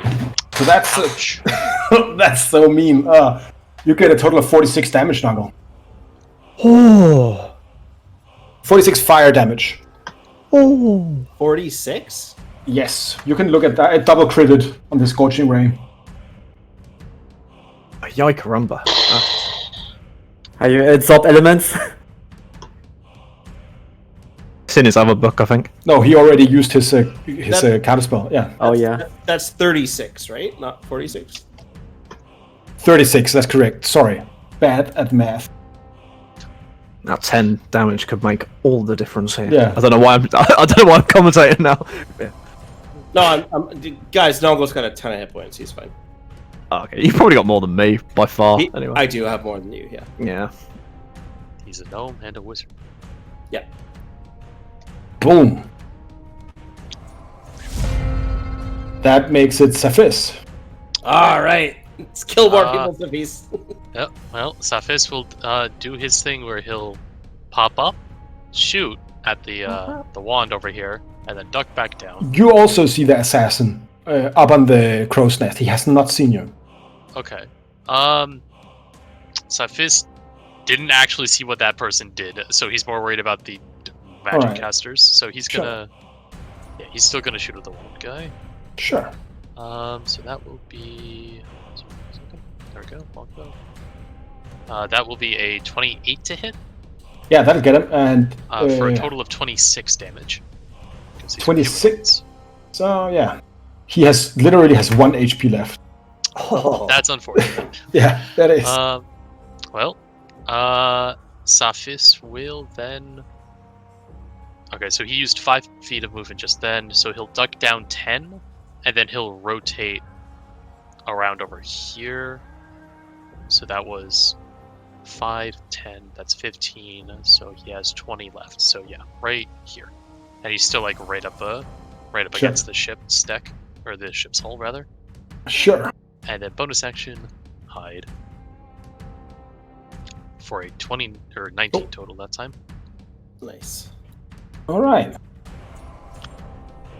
Good to know. All right. So you So are he's hitting. more reliable. No. And that will be my turn. Where's the end This- button? So I already ended it for you Okay, fair. Thank you. as this guy runs up and tries to stab you out. Of course it does. 14 to hit Nah. and a 9 to hit as he just flunders. Oh. On your face! On your face! Excuse me. Benedictus, Yeah. you will never be able to escape the righteous crusade of the Hassanites. Oh, you'll be dead, so you won't know. Well, Saldik goes over and says, "Tell it to someone who gives a shit." And then he pushes, and this guy tries to not get pushed, and this guy is now in the water. He falls 30 feet into the water. Or He 20 falls feet. falls 20 feet into the water, which I guess you would take falling damage still because it's water, right? Well, 20 feet into Yeah. the water. Yeah. I'll say 20 feet, and he's not diving. He is free falling into the water. I'll say because it's water, I'll just have it. How does that sound? Yeah. Yeah, that's totally fair. Yeah. Yeah, so he he gets kicked off the ship, And I guess in Saladin's other attack will be done to try to kick this guy off the ship. He rolls really well on his athletics check. He gets a 25. He's yeeting people off the boat. Fucking get him. So Saladin just kind of Sparta This kicks bit's magic. You're like, all right, now get them all oust. As he just yeets 2 people off the fucking ship. And I guess honestly, because of all the casters and because of my gauntlets of ogre power strength, especially after Bjorn used his ability, that was gonna be my move. But I'm like, no, I'm supposed to be supporting and healing. yeah. Bash. Listen, they This can be guy- the greatest wizards in the world. They can't cast while they're drowning. I'm sorry, guys. Saladin takes it. Oh, Jesus.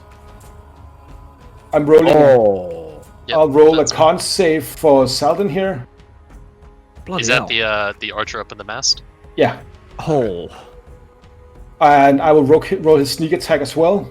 Oh, man. He is straight up. Oh, wow. That is a low fucking sneak attack roll.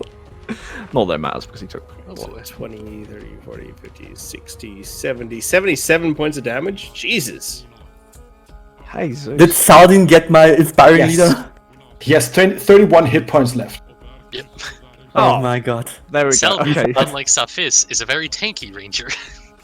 Thank God. All right, so he has basically he has 22 hit points left. What a legend. Did he get the 13 from the inspiring leader? 16 from his Yeah, leader. that is why he has 22 left. Otherwise, he would have 2 left or something. Okay. Very low. Or whatever, yeah. Yeah. Nice. Alright. There, he just as he takes a step back. What? That'll do it. Bjorn, you're up. Now I guess I have to just double check. Is the poison damage actually poison damage, or does it happen to be for some reason acid damage? It is actual poison damage. Okay, I figured.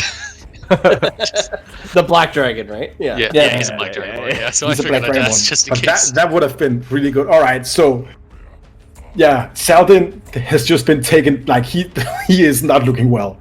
Safish, you see this from across the boat. He is like, that was one more hit like that, he would be fucking dead. Not looking well is is also known as oust normal. Yeah, precisely. He's oust normal right now. Yeah. What, is that So- one prone here? Yeah, Okay. Bjorn, you get advantage at that guy Yeah. without getting advantage on yourself. Yeah, and that's exactly what I do. Oh, he's not doing well. Yep. Oh, Oh, you don't. You get disadvantage, but the Um, 13 doesn't hit anyway. You get advantage. Also, you already rolled twice. This is the third. Actually, yeah, did Oh, Saladin yeah. get yeah, yeah. My back mistake. up for half a second. Did Saladin get advantage on that save? And if it did it matter? It would have been a 19 rather than a 6. Yeah, for because poison the cry Oh, from yeah, Bjorn my- is still up. Yeah, I don't know yeah, if that was, the passes, last- but like, I actually forgot So- about that. Let me check. Yeah, He get Has 19. 19. 23 That- hit points back. Actually, would he gets 23 hit points back. awesome. my God. Nice. Good catch. Good catch. Very cool. Mhm. He's Nice not one. as badly injured as was before. Bjorn, you hit him twice. The third attack was a misclick, I assume. Yeah, As yeah. this guy is badly injured on the front. Oh, fuck. Damn it. Who the hell are these Finish guys? him. Noggle, you're up. Your worst nightmare. You're rude. Oh, Noggle.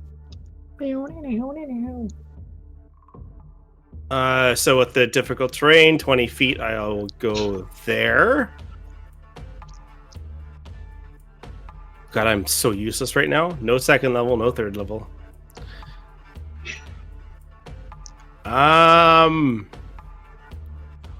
I will healing word. Ostigan.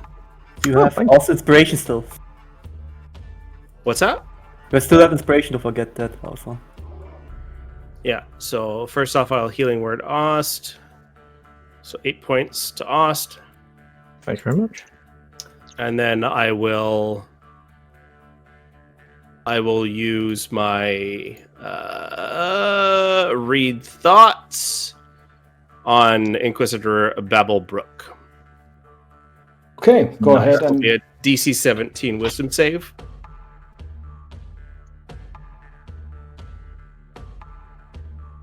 $16. All right, so I can. You could read it. Surface thoughts. Surface thoughts. He is. I forgot about that. Because I was hit by 3 scorching rays, I drop concentration on hypnotic pattern, so this one can move. All right. Yeah, but that's fine. It doesn't have an effect on what has happened until now because he hasn't had his turn yet. But thank you for saying this.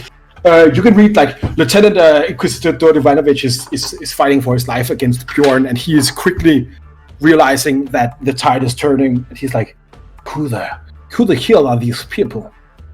Must apprehend the renegade. Otherwise, how do we report back on?" Well, we don't have a group name yet, but we should probably make a group name. I should probably do. And that's my turn.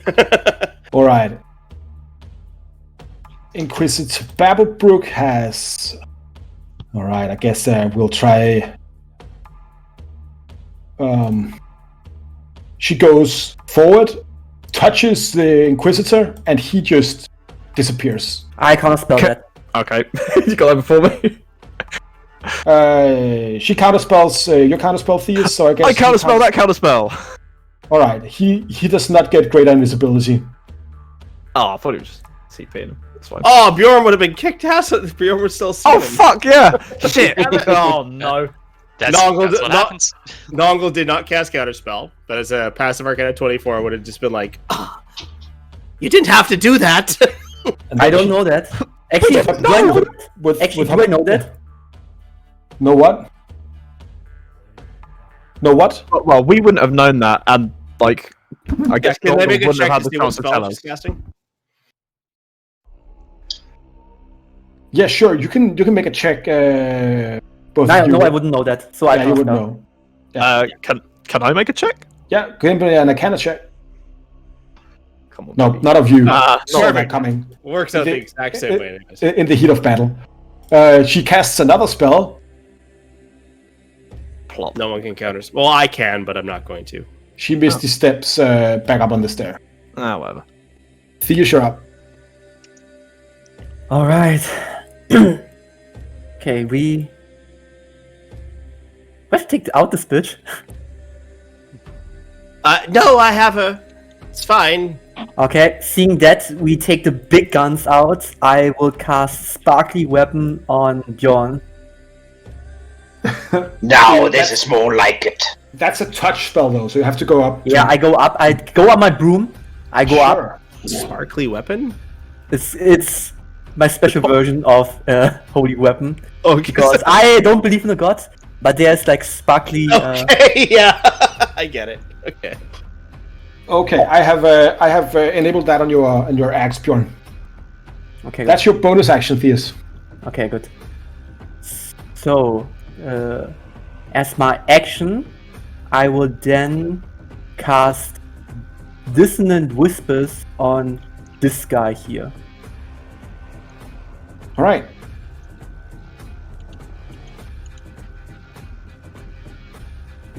He will use his second legendary resistance and take half psychic damage.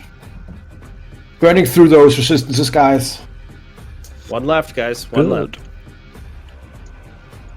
I've been doing the cat bobbing its head like meme thing to this music for the last 15 minutes.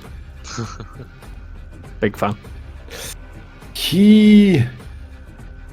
Oh, I will also move my broom away and back into cover because my broom is 50 feet. So back into my room. Yeah.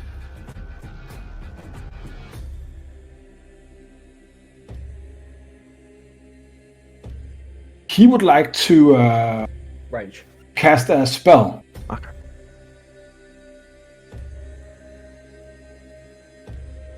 Do anyone wants to? Do I know? Counterspell? Like, do we know that spell? Yeah, it's a low level one. Okay. Well, neither of us can cast counterspell because we've used our reaction. Oh yeah. No, I have my reaction. So I would be Noggle, the he's only one. casting Shatter. You would be able to know this because if you're kind of. No, I'm not. All right. I can't afford it. So Oust, Bjorn, Noggle, and Salden makes a con save, please. Salden makes it, takes half damage. Oh, gee. Noggle, you have inspiration. It's DC 15 for 20 thunder damage. As I roll stupidly well again. What is it again? It's a D8? D10. D10? Okay. So I got an 18. So you take 10 damage. Salden takes 10 damage. Did I make the save or? Yeah, you make the save. It's no, the DC is 15. But did you get a bonus dice or is it only? I got 13 plus 5 for my inspiration. So yeah, you're good. You're good. I effectively used my inspiration, but the damage is 20, so I take 10 points. Okay, cool. Question about the wording of Shatter, and specifically a creature made of inorganic materials such as stone, crystal, or metal has disadvantage on the saving throw. Oh, that's a really good question. Ooh. Does the Verdant Shard have anything? Yeah. So what happens? You don't make your save, right? No way. Yeah, Bjorn, you also take 20 damage, but you probably already tracked that, didn't you? Yeah, I will. All right. Oh, it's just you have so many hit points. It's stupid. He says, "Get lost, all of you!" And then he like booms out, and just vibrations of thunder energy goes wild, and like everyone looking at Oust just see the shard just bugging out. Like it is like a physics engine that is being fucked with. It's like the dimensions is all wrong as everything just distorts like, and the shard is just you hear a piercing scream inside of your head, and then you just feel rage and hatred for this man afterwards. Oust. That is what happens to you. Lovely.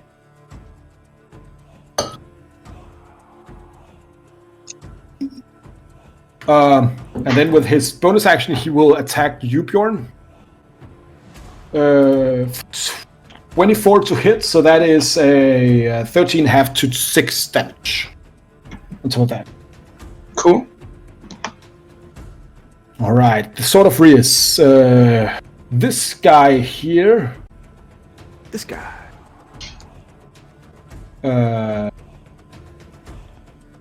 Runs over. You know what? He runs over with some rope and helps his friends up. So that guy gets up here. That is what they would do because they are comrades. This and guy. Also we're in open ocean, right? Yeah. This guy gets up and then he attacks you, Oust. What's that? 13 to hit, so he misses you. No. That makes it your turn. Excellent. Right. Because I can do it now with my one remaining. Actually, I'm going to do one attack first. I'm going to do it on the sword in front of me. So that is 22 to hit. 11 damage takes him out. Excellent. And then I am going to use my Commander Strike with my bonus action and my second attack. Yeah, so I sacrifice one of my attacks and use my bonus action and my last superiority die to let Bjorn make another attack. Okay, and does he add the damage to his attack? Yeah, he adds my superiority die as well, which I believe Oh, is that's stupid. Put it back in because I know he does a hell of a lot more damage than I do. Go ahead and roll the D8 on top of that. Oh. Oh, yeah. Let's take his.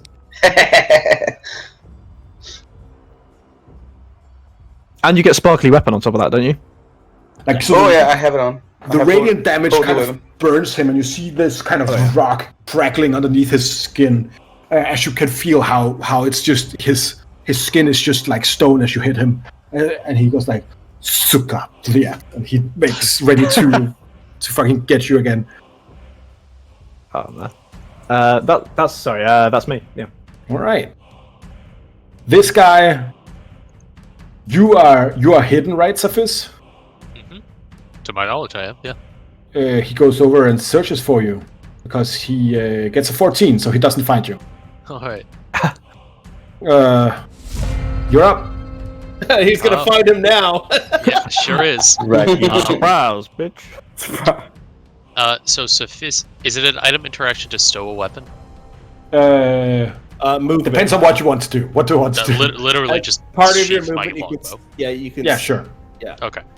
So I will sheath. Safis will sheath his longbow, and will fly 5 feet under the man, and then up and just slice at him with his claws, which are finesse weapons. Oh yeah, go ahead. Oh damn. And so, I don't. Still never got around to adding it. Well, he has a scimitar. Hold on. Features. Is it here? Cat claws. There we go. They are a. Alright, 1d4. So, okay, so I have to manually roll this, so I'll just roll with advantage. Because you're you hit him. So this guy comes to the edge of the ship as he's looking out, trying to figure out where this guy who shot him in the back is. And Safis is just like completely cat burglar to the side of the ship. And as he sticks out his head, you just rip his throat out, and he falls into the ocean. Yep, just pull him down. Dead. Alright. Meow. Can I pull out my longbow again? Yeah, with your bonus action, I'll let you. Yeah, I'm fine with that. Or you can just do it. Fuck it. You could take out your longbow. That's fine. Yeah. Like with your I would say you could make a claw attack even without sheathing your bow because it's your literal hand, right? You could punch. Yeah, you him in only the need face. one hand to hold the bow and one hand to rip with the claw. That's Exactly. all right. Yeah. All right. Then in that case, so that was his action. Can I? I don't have crossbow at first, so I cannot do that. Yeah. Then I guess he's just gonna like fly. Move the token. Can hide again. Well, hold on. I want to move the kit. All right, the token's not moving again. Where do you want to go? Token over here. I've had to just restart Foundry. Do you want to go up to that guy or just stay on the? I want to stay under him, and then I want to hide like in the rigging of that mast. All right, give me a stealth roll, and then you can restart Foundry after that. All right, attributes, stealth. Where'd it go? There it is. Oh. It's 14. Oh. So the lowest it can go. Lowest it can go. Okay, that is noted.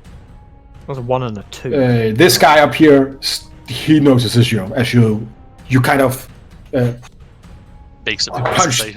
Yeah, Yeah. punch the sail, makes some noise. Okay. So yeah, that's my turn. And then Foundry. Behind here, on the ballast, like what do you call a balustrade, a handrail of the ship. Yeah. A tall, dark-clad person comes out. He's wearing completely black plate armor. He has like a wicked saber in his hand, and you see the one half of his mask is painted blood red. Thieves, as you look at this man, you remember him instantly. This Do I see is. him? This is not Because I can't see him. No, he is. Because you're in. Because the boat is in between me and that guy. Oh, I will say because he's standing on top of the railing. You Oh. can definitely see him. Okay, good, then He's I see him. A tall guy. As you see the half red painted mask, you instantly recognize one of the Dark Seneschals, the lieutenants of the many-faced lord. As he just takes out the saber and plunges it into Saldin. Oh. And I'm sorry, guys. This guy is an assassin, so because he surprises Saldin, he gets a crit. He's not surprised, Saldin, alright? Because you can only be surprised when you don't know you're encumbered. That is. Yeah, you can only. That is actually fair. Because the combat is already. That's correct. I forgot that. I will. So I guess his first attack will hit then, but without being An auto crit. an auto crit. Yeah, I'll just remove that auto crit 16? feature. Oh, Saladin has only 16. Yeah. Yeah, Selden is not particularly tanky, just has a lot of hit points. He does a total of 51. That is 63 damage. That is more than double what Saladin has right now. Is it more than double his max hit points or his current hit points? Double max. You'd have to do, it's double your max HP. You'd have to do 183 hit points to kill him outright. He is. Saladin is at 0 HP. Then comes another attack at Saladin. That's two death saves. And the last attack hits as well. Saladin is just killed by this man. Okay. How does Safi's currently react? Because this will determine. Well, Safis is on the other side of a boat, currently looking straight up at a man that's in a crow's nest. Safis is not specifically aware of this. Don't you have vision from there? Don't you have vision up? I mean, sure, but there's 12 people over there fighting for their lives and explosions and colors and crystals. He's stood behind Bjorn at the moment. So. You have a passive perception of 25. I'll say if you want Safis to notice this, I'll let you notice. Yeah, Safis does not notice this at the All right, moment. fine. He is focused on something else, and there is a whole battlefield on that side of the boat, and a lot of everything. This is not something he immediately notices. He looks down at you, Nungle. He says, yes, Mr. Nungle, we meet at last. And then he, shadow steps down here. And, yeah. So, does he not have a token? Or... right beneath the... he's here, yeah. Well, I guess Founder's just super borked for me because I don't even see his token. I'm sorry, man. Shit. For Safis, this person is important, right? I mean, you get the feeling, yeah. Yeah. Saladin is, you've seen them. They're close in their own unfeeling way. I activate past temporis. All right, tell the others what happens. Okay. Seeing that, on my left wristband, there's always been a leather band that I always keep hidden under my sleeves. I sometimes look at it. I reveal it. I take a claw grip on top of the clockwork. The clock. There are symbols on it which nobody can read. They seem to change every little second. I claw it and turn it to the left, as if turning back clock to the left. In that moment, hear the loud ticking of a clock, then reversing. As from the watch, a string of almost like a soul, like a misty essence, like life force itself, goes from the clock towards the body of Saladin, and where the wound was there, it's gone. And he takes a breath. He's still down, but he's not dead.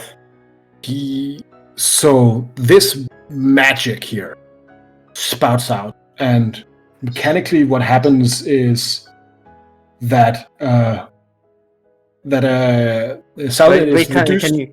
Yeah. So to make it private. Yeah, and Saladin is reduced to 0 death saves. Okay. Still on. Actually, can you and best actually like we just remove that? I'll just delete it. Sure. Yeah. There you go. All right. Noted. The seneschal looks to you, Theus. Watch the stream at 4 hours and 55 minutes in to find out what the reveal is. I'm just... And he says, "That belongs to our master, Antarius. We are eagerly awaiting for your homecoming." This guy swims over to you and climbs up on the ship, but that was his full turn. This guy tries to fire down at you, Sophis. Do I have partial cover? Just because like the angle, he's like on a crow's nest and everything. He rolls a 26 to hit you, so The angle doesn't matter. He hits me. give me a con save. He doesn't get sneak attack though. Very Christ. Where is my con save? My con save. Oh boy. Just press I was whatever says looking for it. con, right? You well. do save, so you take 11 piercing damage and 11 poison damage. Alright. But you also So have 22 total. yeah, but you also have that, what is it called? Uncanny dodge, right? Yeah, can I think it's I'll just read it right now, but I think it's only melee attacks. I might Yeah. totally just be wrong.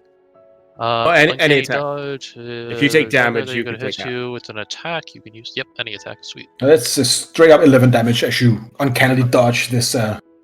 Yes. As I uncannily dodge this poison crossbow bolt. All right. And then he, as you see him, shadow stepping, falling 30 feet, tumbling, taking a bit of damage. Let's see, because the shadow step was not enough, so he takes that much. All right.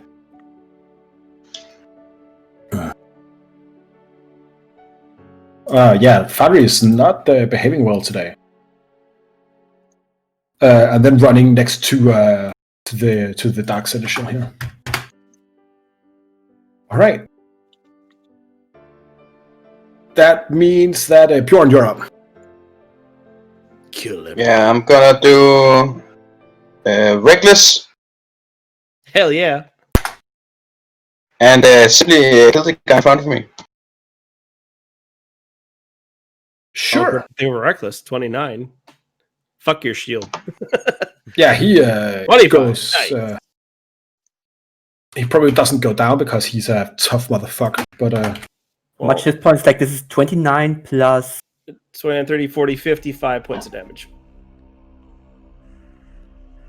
I want that ferret. It's mine. how does? No, yeah, you. He halves the slashing damage, so that will be. Oh, I'll just. So 55, 50, that's another, so 43 points of damage. He is not looking well. He's looking very bad. Ugh, as he's barely standing, he's like, "No, who are you?" He says as he looks at you, Bjorn. I am a ferret eater. And that's my turn. You shall not take my life, but I will remember a mighty warrior such as you. Noggle, you're up. All right, Bjorn, the ferret eater. I will use the second action of my read thoughts, which is unfailing suggestion spell against Inquisitor Babel, whatever. What do you want to do? I will say, put your spellbook on the ground and then swim back to the Citadel. Does Eldritch Knights have spellbooks? No, they have swords. They cast Also, the sword. Oh, but I you would do it like on to the take time to Babel book one? remind that suggestion has to be worded reasonably. yeah. That's not reasonable. Okay. That's Yeah. certain death. Oh, so would I know that that's an Eldritch Knight? Yeah, you can tell. Like he's wearing a shield and armor. No, Babel. This is the one that I had the actual. Oh, read she's. thoughts on. I cast read thoughts on her. Oh, well, her thoughts would probably be the same, analyzing the situation and be like, fuck, this is much harder than we imagined. Yeah, I thought she was a full spellcaster. That's why. She is. I thought you were doing it on him. That's why. All right. So, but on Babelbrook, yeah, she has her spellbook in hand, but she will not go. She will not jump ship. Like that's not reasonable. Okay, it's not feasible. So I will tell her to sail the ship back to land. Okay. So drop your spellbook and sail the ship back to land, and she has to do that for 8 hours. You know what? She fails. All right. Oh no, she already failed the first save. That means the suggestion automatically works. Oh, all right. That's Yeah. Yeah. So I read their thoughts, and then I get a free suggestion spell on them. That's nasty. But still, if I cast suggestion, they get the save, and then I get them right away. This way, it takes 2 full rounds to do, right? But you also get the thoughts. All right, she. That's good thoughts. Yeah. You can see how she looks at that, and then you kind of interdict in her thoughts as she's analyzing that they are currently losing this battle. That what she should do is probably steer the ship towards land. Okay. So was that your turn? No, I will cast. That was my action. Healing word. I will cast on Saldin. Yeah. 9. Oh, nice. And then I am going to jump down here and give Thea some backup.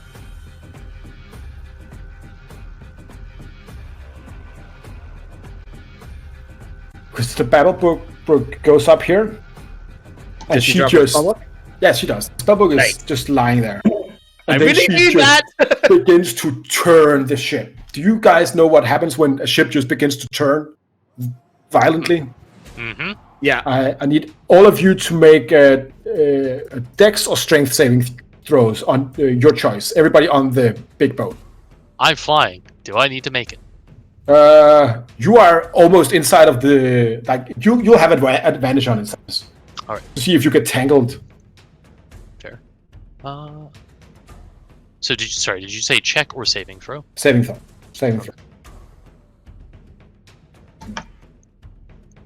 Safis got a 17 total. Longo got a 19 because he's strong as fuck for a little guy. The DC for this is 15, so all of you are good. Awesome. Except Ost. Oh. And this face assassin goes on his ass as well.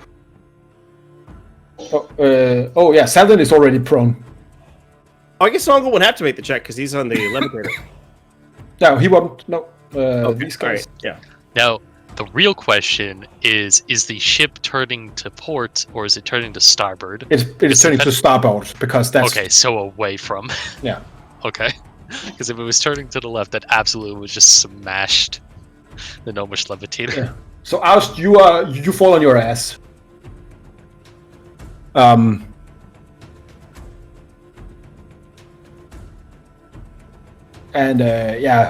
Saldin kind of and the corpses kind of roll around on the floor. Yeah. Theus, you're up.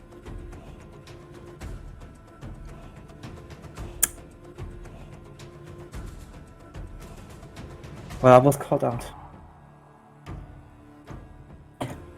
Let's fucking do this. Activate Antares. Excuse me, what? I activate Antares. Alright, you better go ahead and tell everybody what happens. Okay, good.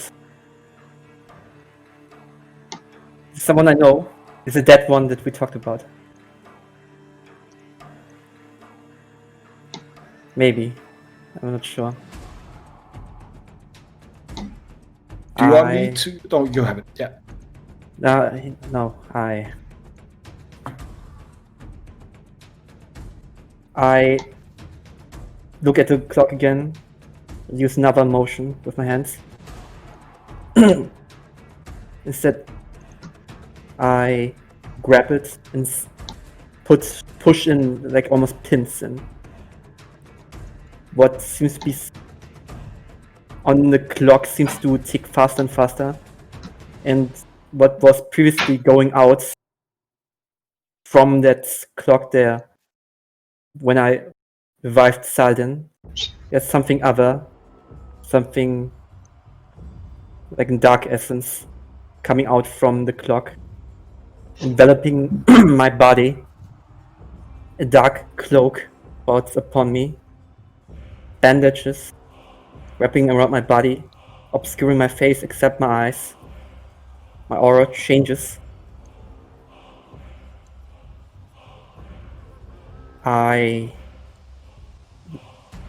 stand there like I was before, similar to the cloaks of the face assassins, but different. The bandages an always reminder that I am not free. You're one of them?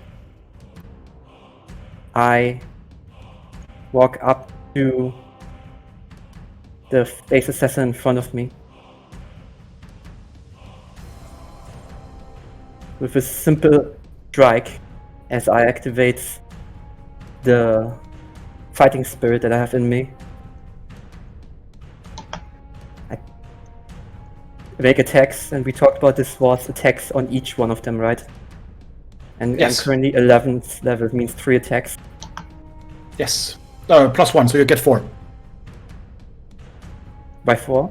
Yeah, you get +1 for Heir of the Many-Faced Lord. Okay. So first one. Wait, the sneak attack is not right. It should be 66 because I am 11th level. Go ahead, like the first attack kills this guy. I just rip his throat out, just with my hands. I jump up towards the ship, walk forward, past this guy. As soon as he wants to make an opportunity attack at me, I just rake my face faster than he can react. It's a 29. Just Yeah, he misses you and he goes down from your attack. I push my eyes into his eyes, and I put my 2 fingers, my index finger and my middle finger, into his eye socket and rip his eye out. That's his head roll, his body roll. Stand in front of this guy. This is evil as shit? Oh, finally we get to see you, Master Antares. I look towards the other face assassin there. I still have attacks. Still have 2 attacks, that's right.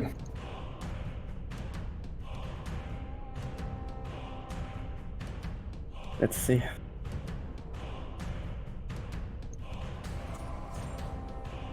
For those of you who can't see it, the improvised weapon that you can see is a bloody pencil.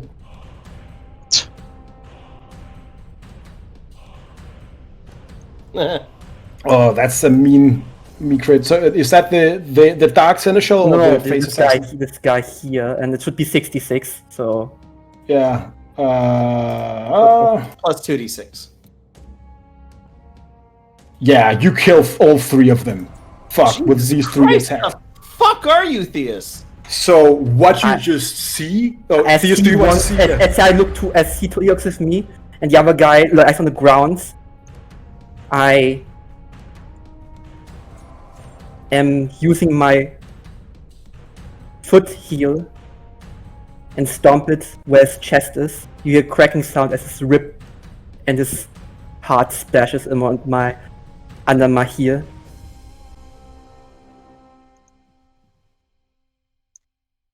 As blood, you see my bandages slowly staining with blood.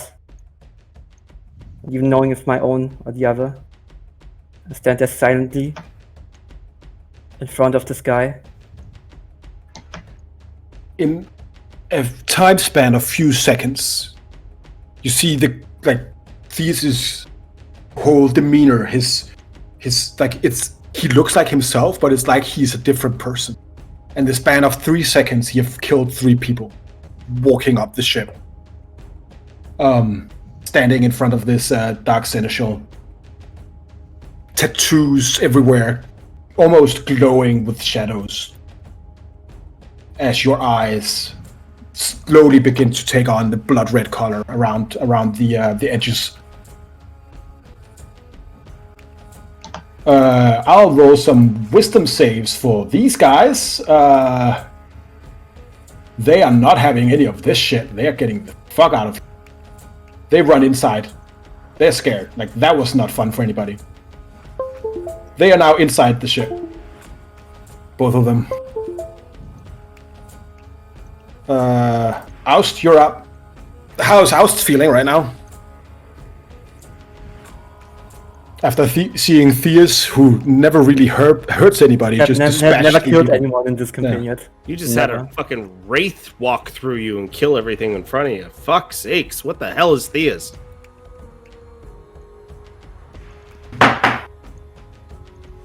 Oust?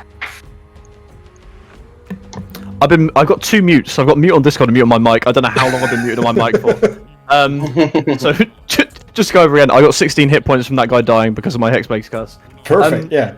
Right now, there's kind of a mixture of sort of what the fuck just happened, but also, I mean, this is kind of par for the course for Rouse now. Just weird shit happening. It's just like, I mean, it figures, you know. It's like I can't argue with it. So it's like, okay.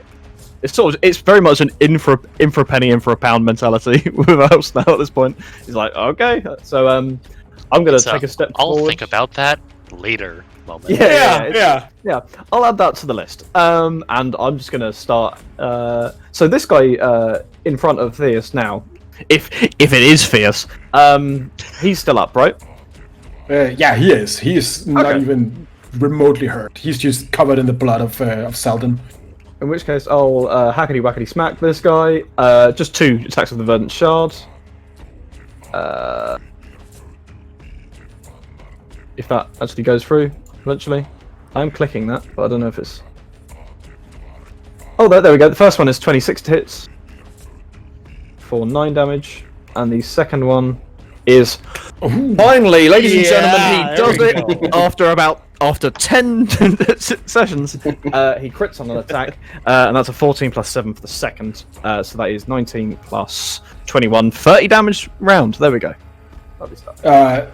Very, very beautiful. He does get an uncanny dodge at each of those attacks. Sure. And obviously because I was prone previously, like as I was getting up, because after that shatter, I'm still kind of like the sword and sort of my forearm is still glitching about a bit, basically. So yeah, it's just an absolute like graphical error around me attacking this guy right now. We will deal with you, whoever you are. Oh, I'm Maledictus. Nice to meet you. Everyone knows him. I mean, I'm surprised you don't. I mean, Trust me. He's Maledictus. We know precisely what you are, Maledictus. There it is. Cephis, you're up. Sure am. Well, Cephis saw this person jump over this way, so his attention was drawn over here. He sees that. And you know what? He's just gonna... He is actually gonna think about it later. He's in not thinking too hard about it mode. And will shoot this man with sneak attack, hopefully.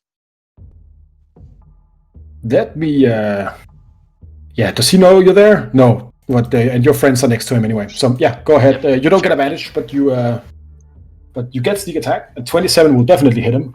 Alright, so sneak attack, so that's a total of... I'm sorry, I'll pull their attack. So that's a total of 28 damage. As you attack him, he kind of twitches just in the nick of time, and the attack seems to not hit precisely where you had hoped for. But he is definitely getting more hurt. Okay, noted.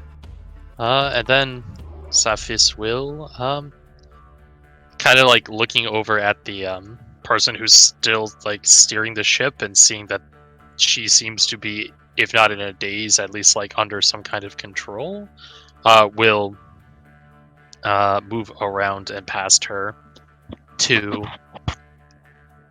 here. And just kind of like take cover behind the railing.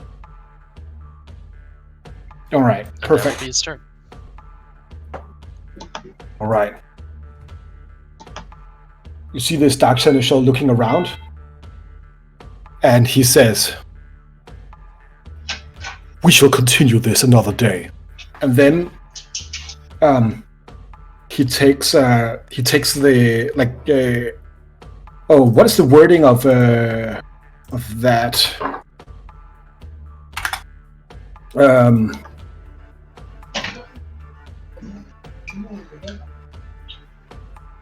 He kind of grabs Inquisitor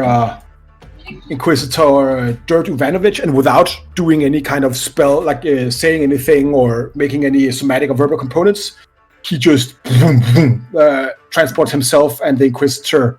Does that mean over here? Does that mean we can't counterspell that? It's a subtle spell. That's correctly. Yeah. Okay. DM question. Yes. Is the ferret teleported with them? Give me a luck roll. Oh, goddamn! It might be the most roll of the day. Our luck rolls suck today. Did you want the ferret for some stupid reason? Yes, I want the ferret. So if you know what, fuck it. The ferret is still trying to bite you. It is now inside of your trousers. Oh no! You have taken 4.5 to 2 piercing damage from bites in the trouser region. Yeah, that's perfect. I'll take it 17. gladly.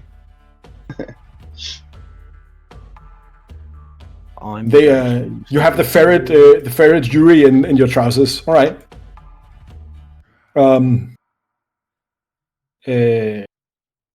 Then he casts as his bonus action. Wait.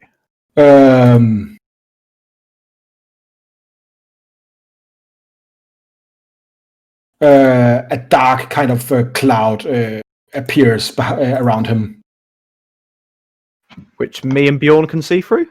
Yeah, you two can see through. Excellent. Good to know. And I will just go here. All right, so we can see it now. Perfect. And Saldin is he's just lying on the ground, not having a good time. You're up, Bjorn. Sparky weapon is gone also. Yeah. Okay.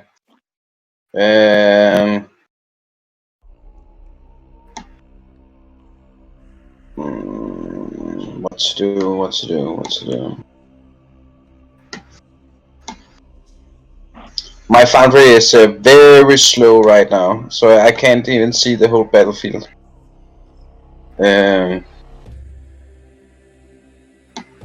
Could someone count if I'm able to reach the blackness? You are 50 feet away from him at the moment. Okay, and I.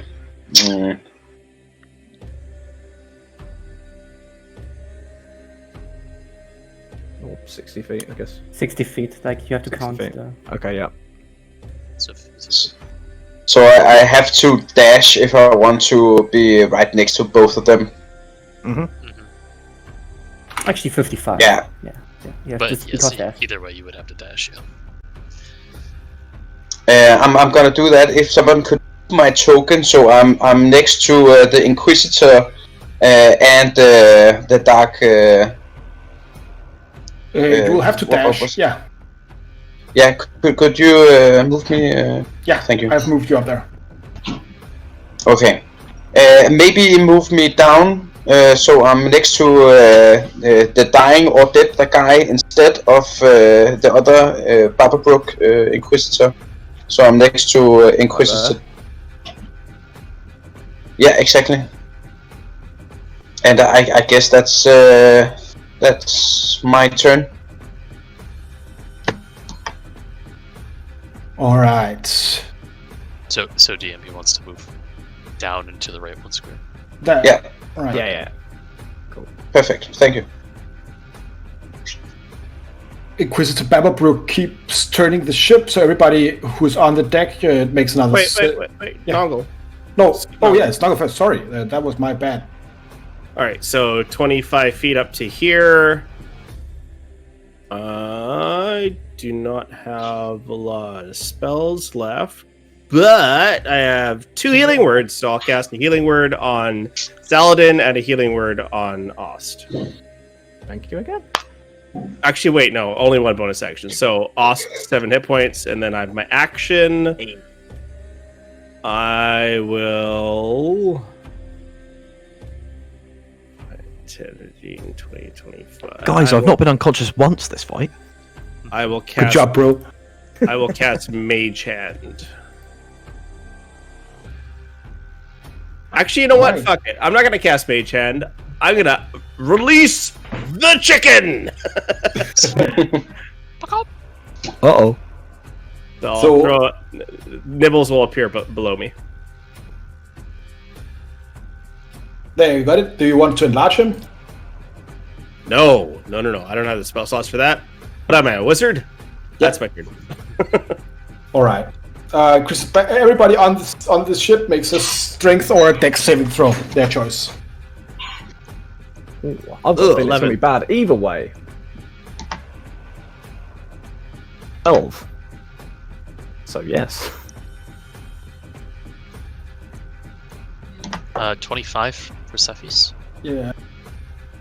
Everybody who gets 15 on dex. I will use actually Antares Indomitable. Yeah, sure. You have advantage, so 25 is fine. Ooh, that's evil. Damn. Ah, god damn, that's annoying.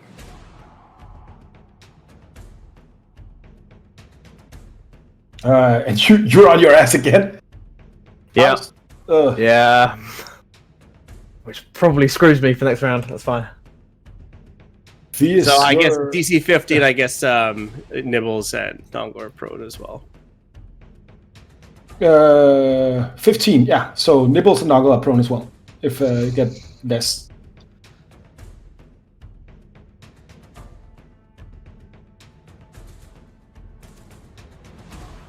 So that means it's Antares.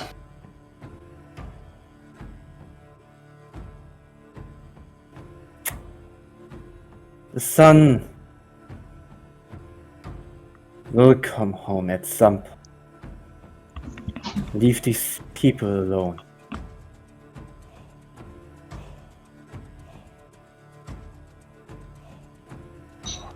"10 days.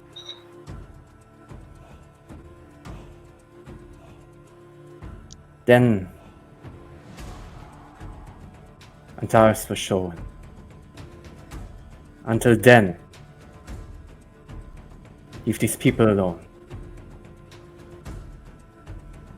And because it's the first time I have used this, slowly the shadow fails as the rats, seemingly not from the blood of the enemies that Antares killed, but seems to come from his own body as the bandages seems to slowly stain themselves. Will drop that, fall to his knees, and then will just puke blood and just, "I'm out, I'm unconscious."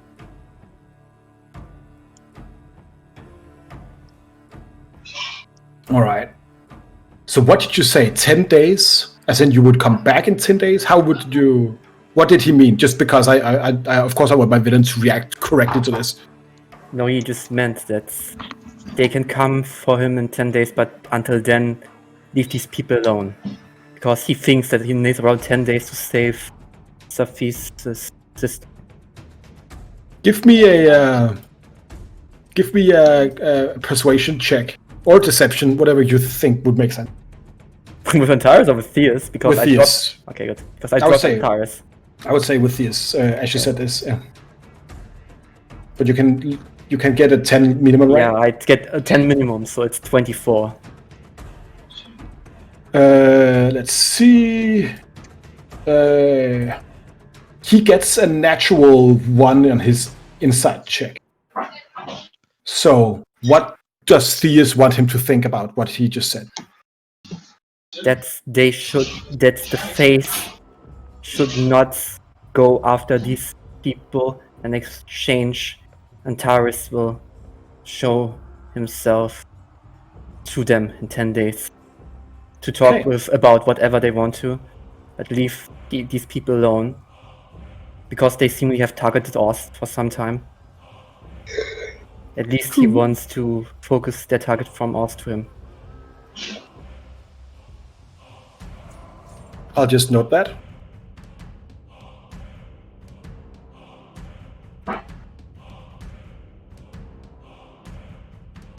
All right. Cool. Oust, you're up. I will use half my movement to get up, Perfect. and then 15 feet of movement to get to here. And then You're I will just- use my... Then I'll Yeah. bonus action Misty Step to move 30 feet, 5 feet short of where I wanted to be. I mean, you can Eldritch Blast him. I can, and that's what I'm going to do. Yeah, so I just disappear into this darkness. As I do this, Bjorn would see that my eyes are just like essentially bleeding crystal, and just dark green pits. And I will blast with Eldritch Blast, point blank, into this spooky fucker's face. And why do I never load up? There we go. Here we go. First one is crit, for the lowest damage you could probably have. The second and the third for the 3 beams. That is pitiful damage. So that's 29, a 28, and a 20. He tries to dodge, but you get him all 3 times with these Eldritch Blasts. Sure. Thanks to Bjorn. And the Misty Step is my Fate teleportation rather than a spell slot. Just Sure. Got it. Yeah. I'll whack that in just so it's just for the record. 15 total damage. That your turn? Yes, that's my turn. Fist, you're up. Alright. Are there... You just see a big blob of black darkness. Yeah. Well... Safis literally can't see what's happening in there. And there are no other living targets, correct? You saw some people running inside the ship. Right. Safis isn't worried about those people at the moment, let's be fair. He looks over, he can see... He can see Seldon definitely at this point as he's kind of like glancing around. But sees that he's alive.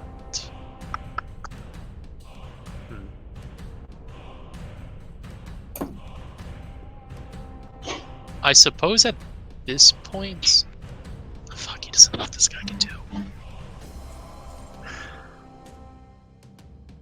Yeah, okay, he's gonna do it. He's gonna just like take out his scimitar and he's just gonna take his turn to like slash up the sails. Just like fly up and then drop down with the saber in the sail to cut Basically, it as it goes down. Destroy the sails so it's the ship is. Yeah, because this man is either, in Safis's mind, this man is either about to teleport some distance, and in which case the ship doesn't matter, or he's going to attempt to hide on the ship or somehow subdue us, in which case the ship does matter, so he's going to disrupt the ship as much as he can. Alright. Worst case scenario, it'll slow down the wizards that are here from chasing after us if there's any survivors. Alright, so that's his turn. As you stand there, you hear the voice of the Dark Seneschal, Theus. The face of red. As he... Oh, Theus can't hear it. The rest of you can hear it. Tell Antares that I will bring his proposal of a truce to the many-faced lord. And then Oust and Bjorn, you see him first take up a small kind of a copper rod that he just breaks in half. And as that happens, I will say, Safis, you hear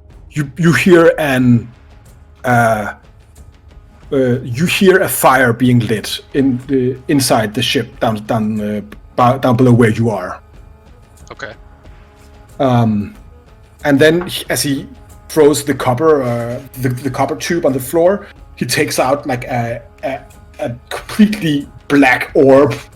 As he holds it in one hand, he like grabs Inquisitor Dirt and Inquisitor Babblebrook in the other, and he says, "We shall see each other again." But then he just disappears in that. Is that counterspellable? No, it's an item. Okay, that's all right. Just checking. So he just disappears in a jet of smoke. I have something. It only works if you think it's flavorable enough. Yes, and it's not. It's not mechanics. It's pure flavor. I want to grab the ferret from my trousers and bite its head off and spit the head so it teleports with them away. So forever, the Inquisitor will know that I ate its ferret. I'm glad to know that at least one person on the ship has their priorities straight. Oh, we got the DM face palming right now. Yeah, can't fault that. Yeah. Roll that 20. I told him I would eat his Roll a natural 20. How barbarian is now was yours? You know what? I'll be fucking generous with you, right? Roll a 19 or 20 on a detail. Okay, 19 or 20. I take those odds any day. Ah! Oh god. Wait. Do you have inspiration? Now's the time to use it. I do, and I'm gonna use it. This is the stupidest shit. If you get a net 20 now, I'm going to fucking lose it. Come on.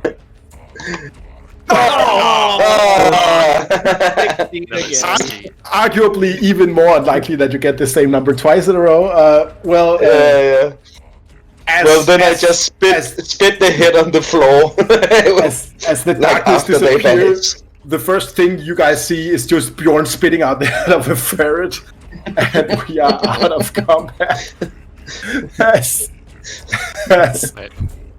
As this guy retreated with the unconscious Inquisitor Dirt and the mind-washed Inquisitor Babblebrook. Safis will make a very quick point of announcing. Safis healers a fire underneath the deck. Believes something, whatever he did something. We need to get off the ship, perhaps? Yes? Might be worth taking out any witnesses first. Safis suspects that this was his intention with setting a fire to the ship.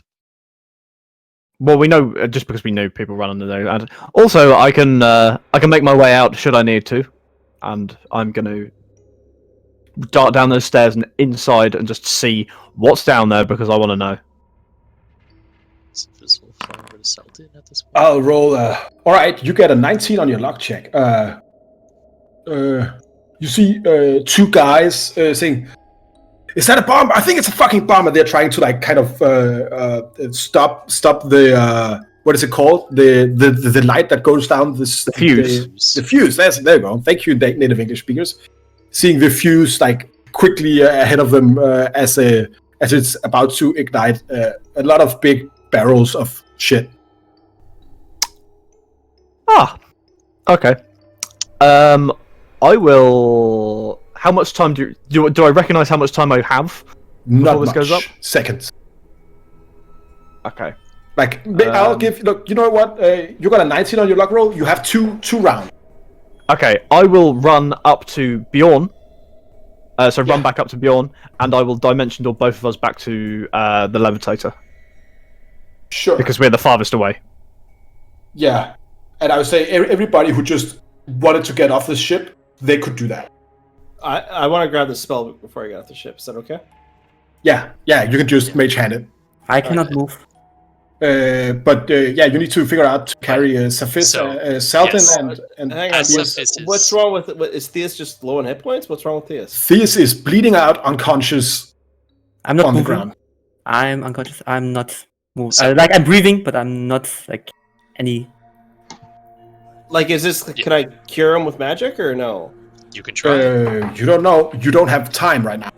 So, If, what Safis is if going Safis to do, is because right, Safis will do this instantly, is while he's flying over here to help Selden up, he will see that Selden, while wounded, is still conscious, and see that Theus is losing buckets of blood, and will pick up Theus in a very unceremonious way and fly him over to drop him on the gnomish levitator. Sure. All right. Nongle will help Saladin up and onto the levitator while I send Nibbles to go get the book. All right. Yeah, I'll say you all get off. You get the book because with a good luck roll of 19 for Oust, I'll let you basically coordinate your exit. Okay. Right. And you dimension door off with Bjorn. Yep. You quickly turn the steering wheel of the Nomad Levitator, steering away 10, 20, 30 feet, and then you can just see the fire begin to expand inside of the ship. And then you're just showered with splinters and fire and water and everything else as that ship just breaks in half and begins to sink down into the sea. I guess roll me 2 luck checks. Me? Yeah, you, Bjorn, you can do it. Hey, don't want me to do. All Why right. can you add that with a ferret? Jesus So Christ. one of the assassin's corpses are blown over to your ship. Give me another luck check to see which one it is. It is the foot soldier on there. So one of the assassin bodies just whomps onto the Nomad Levitator. I'll pick him up and lay him on the deck. And then it seems like he has some short swords and a hand crossbow and a bunch of poison bolt. Is he dead? Yeah, he's real dead. Keep his skull, please. I say we lash him to the mast. A little So morbid, like to but remind from what you, I've we are- seen... We are in pretty civilized waters. That would do nothing but draw attention, yes? It's about sending a message. To who? Fair enough. Well, To remind you, these because people. these are a secret organization of assassins. Speaking of which, looking over at Theus, what happened? What was that? And he is bleeding. Noggle. And he just kind of points over at Theus more. I'll cast heal on... What happened? I'll cast heal on Theus. Saphis He's not waking up. Saladin is just like, what happened? I was sure I was gone for the second. Ah, well, you see, you did what I normally do. He means to joke and say fall unconscious. But it looks like Nurgle is not having any idea if he has used time manipulation here. No. It seems like Nurgle healing magic managed to keep you here with us. Yes, Theus did something strange with an artifact that he wears around his wrist, and, you were brought to unconsciousness, and I was able to bring you back. But Theus, after his endeavor, turned into some sort of masked maniac, destroyed many men, and then fell unconscious himself. Can I take a look at Theus with a medicine check and see what the fuck is up with him? Go ahead. Cephis would also like to do that. Yeah, you can help. I guess Nongle to get advantage, which would probably be fine, right? How does that sound? Yeah, I mean, Cephis is also proficient in medicine, so yeah, either way. I got +6. What are you at? I also have +6, so go for it. Both of you roll then. Yeah. All right. 16? 21. 21. Right. Leon, I'll make you Like a bad nightmare, like coma, not opening his eyes, twitching sometimes. It's not like he's hurt, not even like he's sick. It's like people in a coma. I just used one of the most But he's powerful twitching spells. like he has a bad nightmare. Yeah, I so just that's used what one of the Twitch- most powerful healing spells that is known to magic on him, and it didn't seem to stir him. Oh, well, you did. Time. You did heal the big ass wounds on him. Right? Yeah, I mean, if anything, he's like... His He's wounds catatonic. seem to be healed. It is this mental state that worries us. I shall stay by his side and make sure that he's comfortable, but hopefully he will arouse soon. Until then, Bjorn, we should get out of here as quickly as possible. Do we need this one? As I was kind of like half hold up as much as I can with my low strength, the assassin. I need his head. We can ask him questions, even if he's dead. Excellent. Do we need the rest of him? Well, if he has anything useful on him, search him thoroughly before you throw him over. Certainly. He has. Let me see how many. He has 8 poison bolts left. Oh, he didn't use any. He has 10 poison bolts left. They're basically. Let me see here. Sophies can use them, oh man. You could probably jury rig them. They deal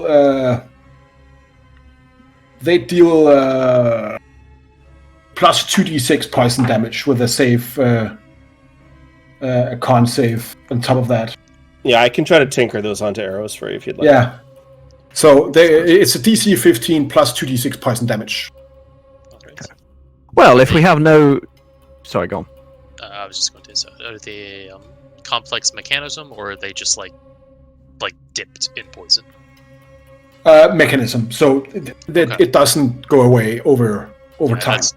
I was curious to see that. And Sophis would take one of them. It's like, he appreciates the offer, Nurgle. He says yes to this, but he will take one to just thoroughly examine it himself because he's curious about this. Well, I'll take the remaining then. The short sword has been used a couple times. Probably has 1 good dose of poison left, but that's it. Then it will need to be refilled. But it also has a mechanism for holding. It also has a poison mechanism. Yeah. Okay. But you don't know what kind of poison and if it needs to be treated in any kind of way, right? So yeah, let's put those into loot and we'll take a look at them later. Yeah. Right. And then, honest to God, hand crossbow, Oh. Well, there we go. And a studded leather armor and the weird metal mask thing. I'll put the mask on Theus. Sophis Actually, you know what? I'm gonna start writing shit on Theus's face. Any further use? Jokes? He's in a coma. I put googly eyes on him. Fair enough. When else? If we're done with him, apart from the head, off he goes. Yes, Okay. as long as you give me his head. Make sure the jaw remains attached, and I should be Of able to course. use his skull as a material component for a spell that could be beneficial to us. I will re-summon the blade. But as I summon it, it's kind of morphs the crystalline structure of it and resembles more like an axe. And then I will cleave his head straight off. I will then morph it back into a very thin rapier style thing, carve Maledicta into the body, and kick it into the sea. But I'm sure the sharks will appreciate your candor. Oh, I hope the sharks don't get to it. We'll read the buddies. No, the answer is no. Okay, I'm gonna turn the ship. And Uncle, please, when you're done, put in googly eyes on Theus. Take care of him. Oh my God, this ferret is good. You've got some sauce on your face, Bjorn. Is that sauce? It's the best kind. It's ferret. Oh, lovely. Hell? How did they get so quickly to us? The Inquisition. They tracked us using magic. I'm sure they're following me. They're in search of me. Perhaps, but this won't be the last of them. There'll be many, many more, and well, Are they working with this face? Or what do you think they are doing? Well, apparently they're working with these creatures. Certainly looks like it. It certainly seems that it fits, does it not? These two groups seem to be very aligned in some of their core beliefs. Maledictus and all of that. Well, the conventicle is quite that spreads wide and far, and they have many, I guess you could call allies, or at least employees in some spots. But I say we focus our energies on getting out of here, and maybe when Theus rises, he can explain more. It seems like he had some sort of artifact of theirs, and possibly what he used to actually destroy them with. I think Theus is the answer to these questions. Perhaps. Are we moving back through like the debris field from the ship if we're continuing on the same route that we were before? You can if you want to. Because like they were directly in our path. Right? Yeah, I'm steering around it, but like still close to it. I want to keep an eye out for any, I believe, flotsam in the water that might be of interest and/or value. You do see a lot of jetsam, but no flotsam.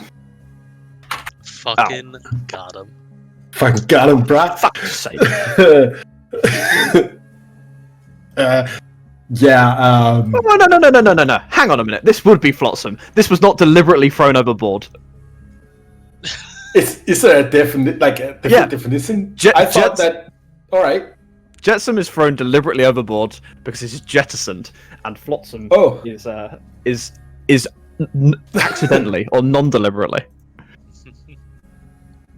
Oh, all right. But and then Lagan is on the fucking bottom of the ocean. All right. Yeah.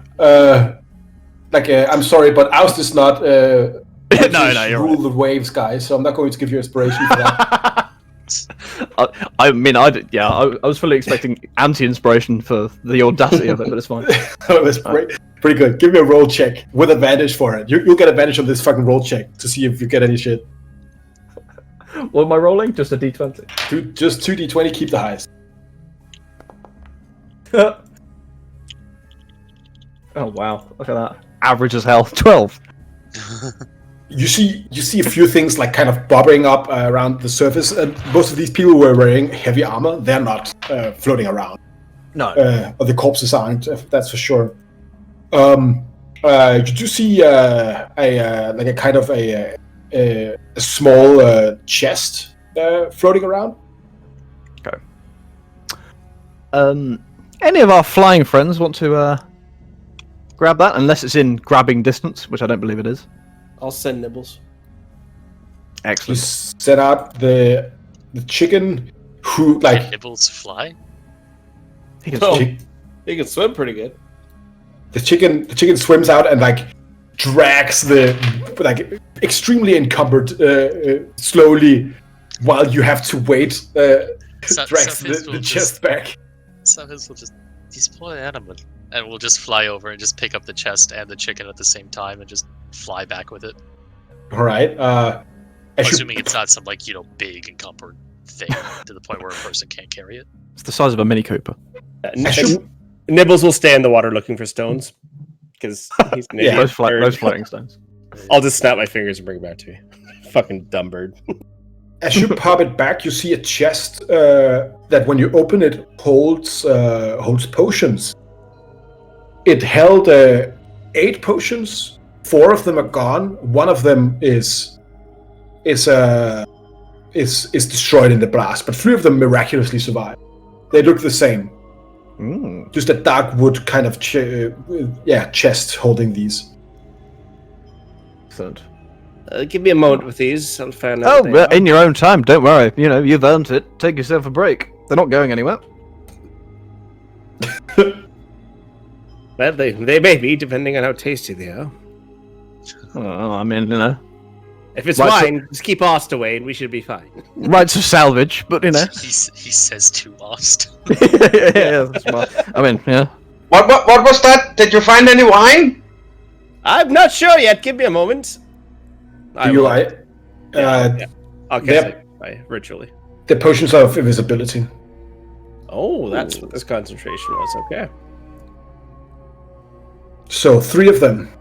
So 3 potions of invisibility. Is anyone keeping track of party loot right now, or? Not actively, no. Not actively. I will put them in party loot though. All right. So that's Which 9. currently only somehow contains 400 gold pieces and a flail, apparently. Yeah, you sold the flail. We sold the flail, that's what I mean. So I'll remove the flail. Good job, good man. we haven't really gone on like any looting sprees, you know? That's true, yeah, and I think we use a lot of the gold for other stuff, don't we? Yeah. So, including live eels. So apparently so. you I'm away for 40 minutes. You kind of get on. How is everybody reacting to this situation? Safis, for his part, is glad to be moving again. He's all kinds of worried about Theus. Both, one, because he seems like he's having a horrible coma-induced nightmare, and two, because he turned into like a demigod and killed half a dozen people with like the wave of his hands. So Yeah, that's terrifying. it's a little fucked. And Safis isn't made of magic dust or a wizard for insert analog of evil organization here. So Yeah. he's not used to this. This is strange. Also, actually, here's a question. Yeah. Did Safis hear any of these conversations regarding like the terms the Faceless Lord and things like that? Yeah, you have a passive perception of 25. You hear everything unless I say you don't. Like, assume you know everything. Okay. So my question to that is, do I know, even if it's like just a rumor, do I know anything about that? Give me a history check. Sure. And does it happen to deal with or have some analog in ancient Kalari culture? No, Okay. So history. it does not. That would be a 18 or 12. Just kidding. Well, you've like the face is quite common as a tale that you use to frighten children, right? So the face is like the boogeyman of the Hajari, right? So eat up your greens or the face will take you in the sleep. Only naughty children get they don't come home from the woods because the face they will take them. Right. So like they're kind of like used to scare children, but you've never heard about this many-faced lord or any or that such a thing as the face, as like the evil boogeyman should be real. Yeah. Would have seemed ridiculous 5 days ago, right? Right. And did I hear the name? The name that was given to the entity Theus became?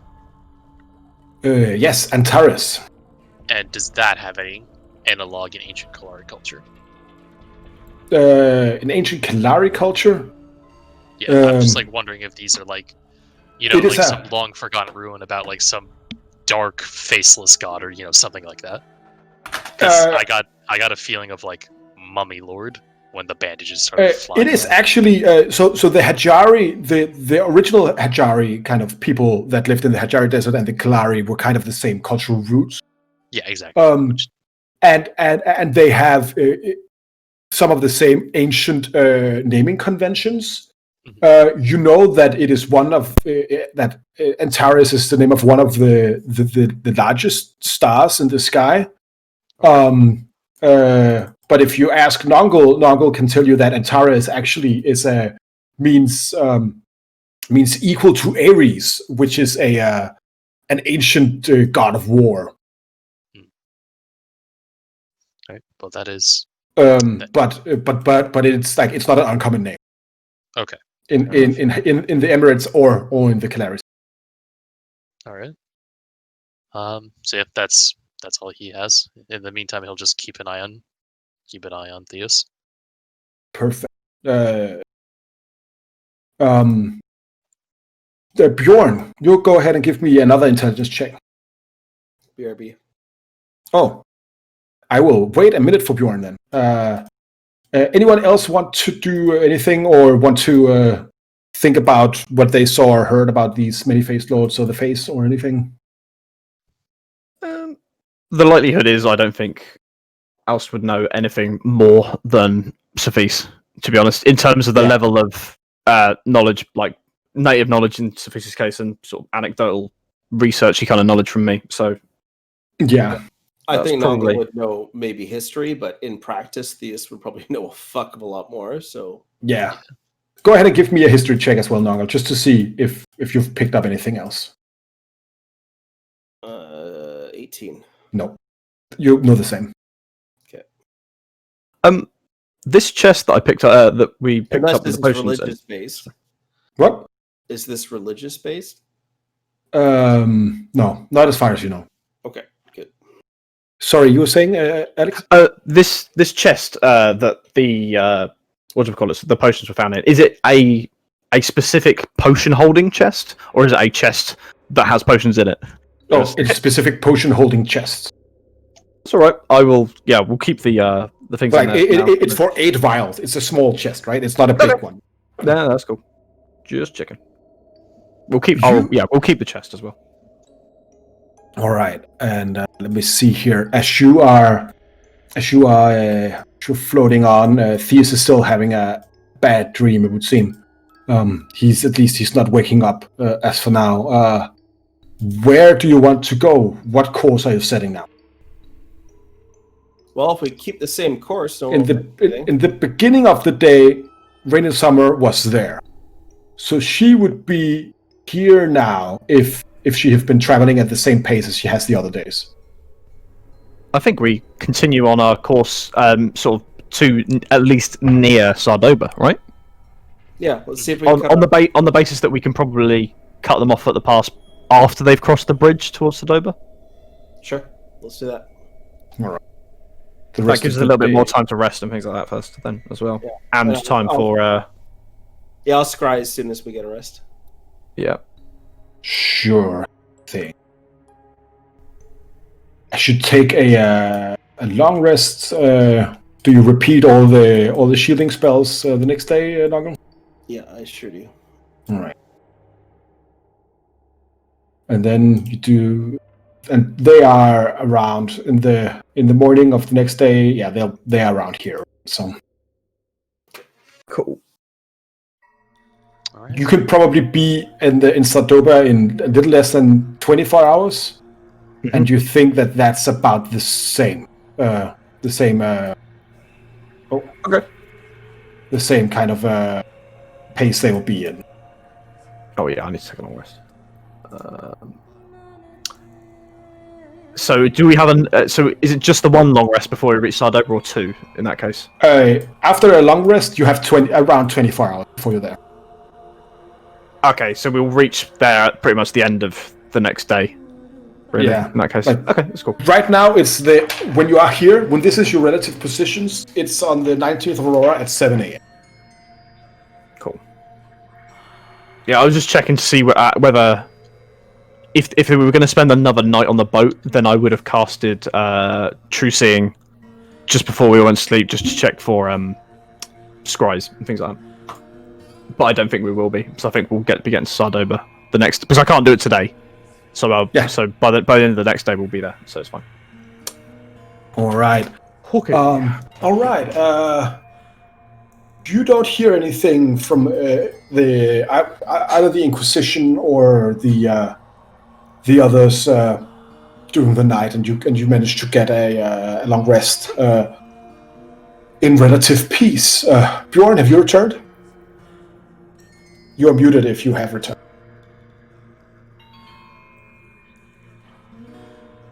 Not yet. Not yet. All right. Yeah. All right. So I basically don't have anything else. Let's see. Let's roll a luck dice for you here. He's You back. get a 10, which is fine for you. So, and I will roll another die. All right. So basically, nothing happens on your way to Sardoba from here. You can just go there straight. There will be no encounters for you. On the way, Bjorn, I want you to make an intelligence roll, please. And you are muted. Yeah, okay.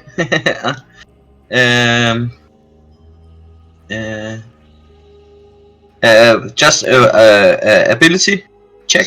Do you have any skill that would help with remembering things? Nope. All right, then just give me a straight up intelligence. That's 18. As you think back on the guy holding the copper tube, then you think back again on the copper wire Nonkel was holding as he was doing that sending to Axia.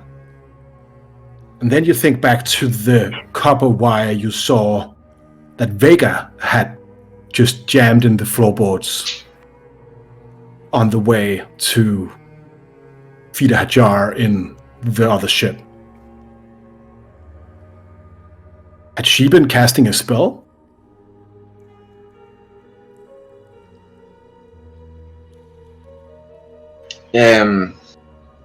So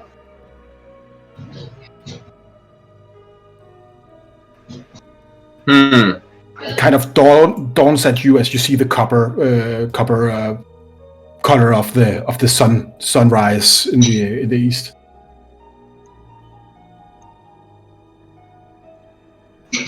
yeah, I think Björn is gonna just think about that for a moment. Sure.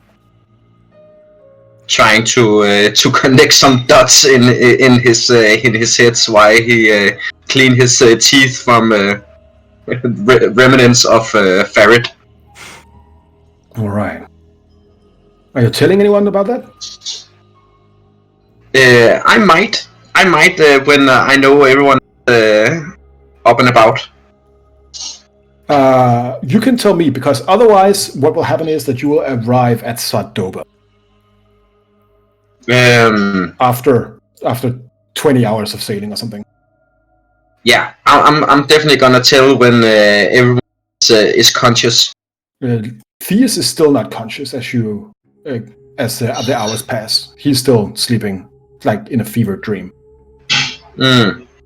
Well, then when I see the city in the horizon, I gather the conscious ones, and I say that did anyone notice the copper wire or tubing that the guy in the black and blood mask had?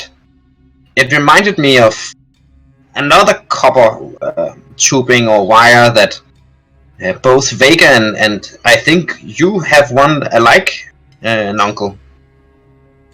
Yes, well, it can be used to communicate, and it can also be used to set up alarms or whatnot. The creepy child? Yeah, exactly. Oh, bloody hell.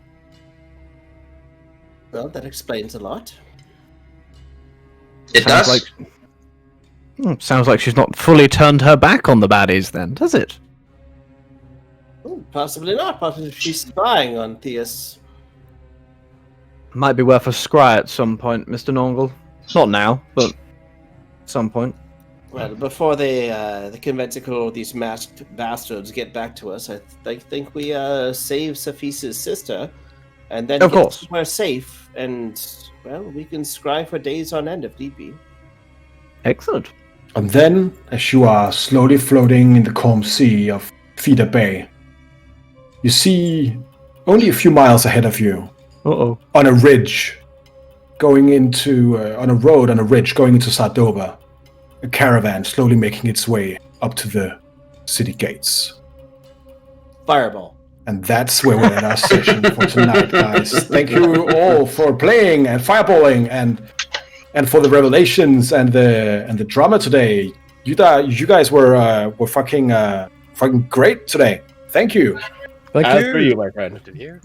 Thank you. I hope all of you out there has enjoyed looking at our at our stream here tonight. And as always, we would like to say a good thank you to all the royalty-free music providers on YouTube, but also Michael Gelfi, who specifically does a lot of our intro music and some of our ambient music.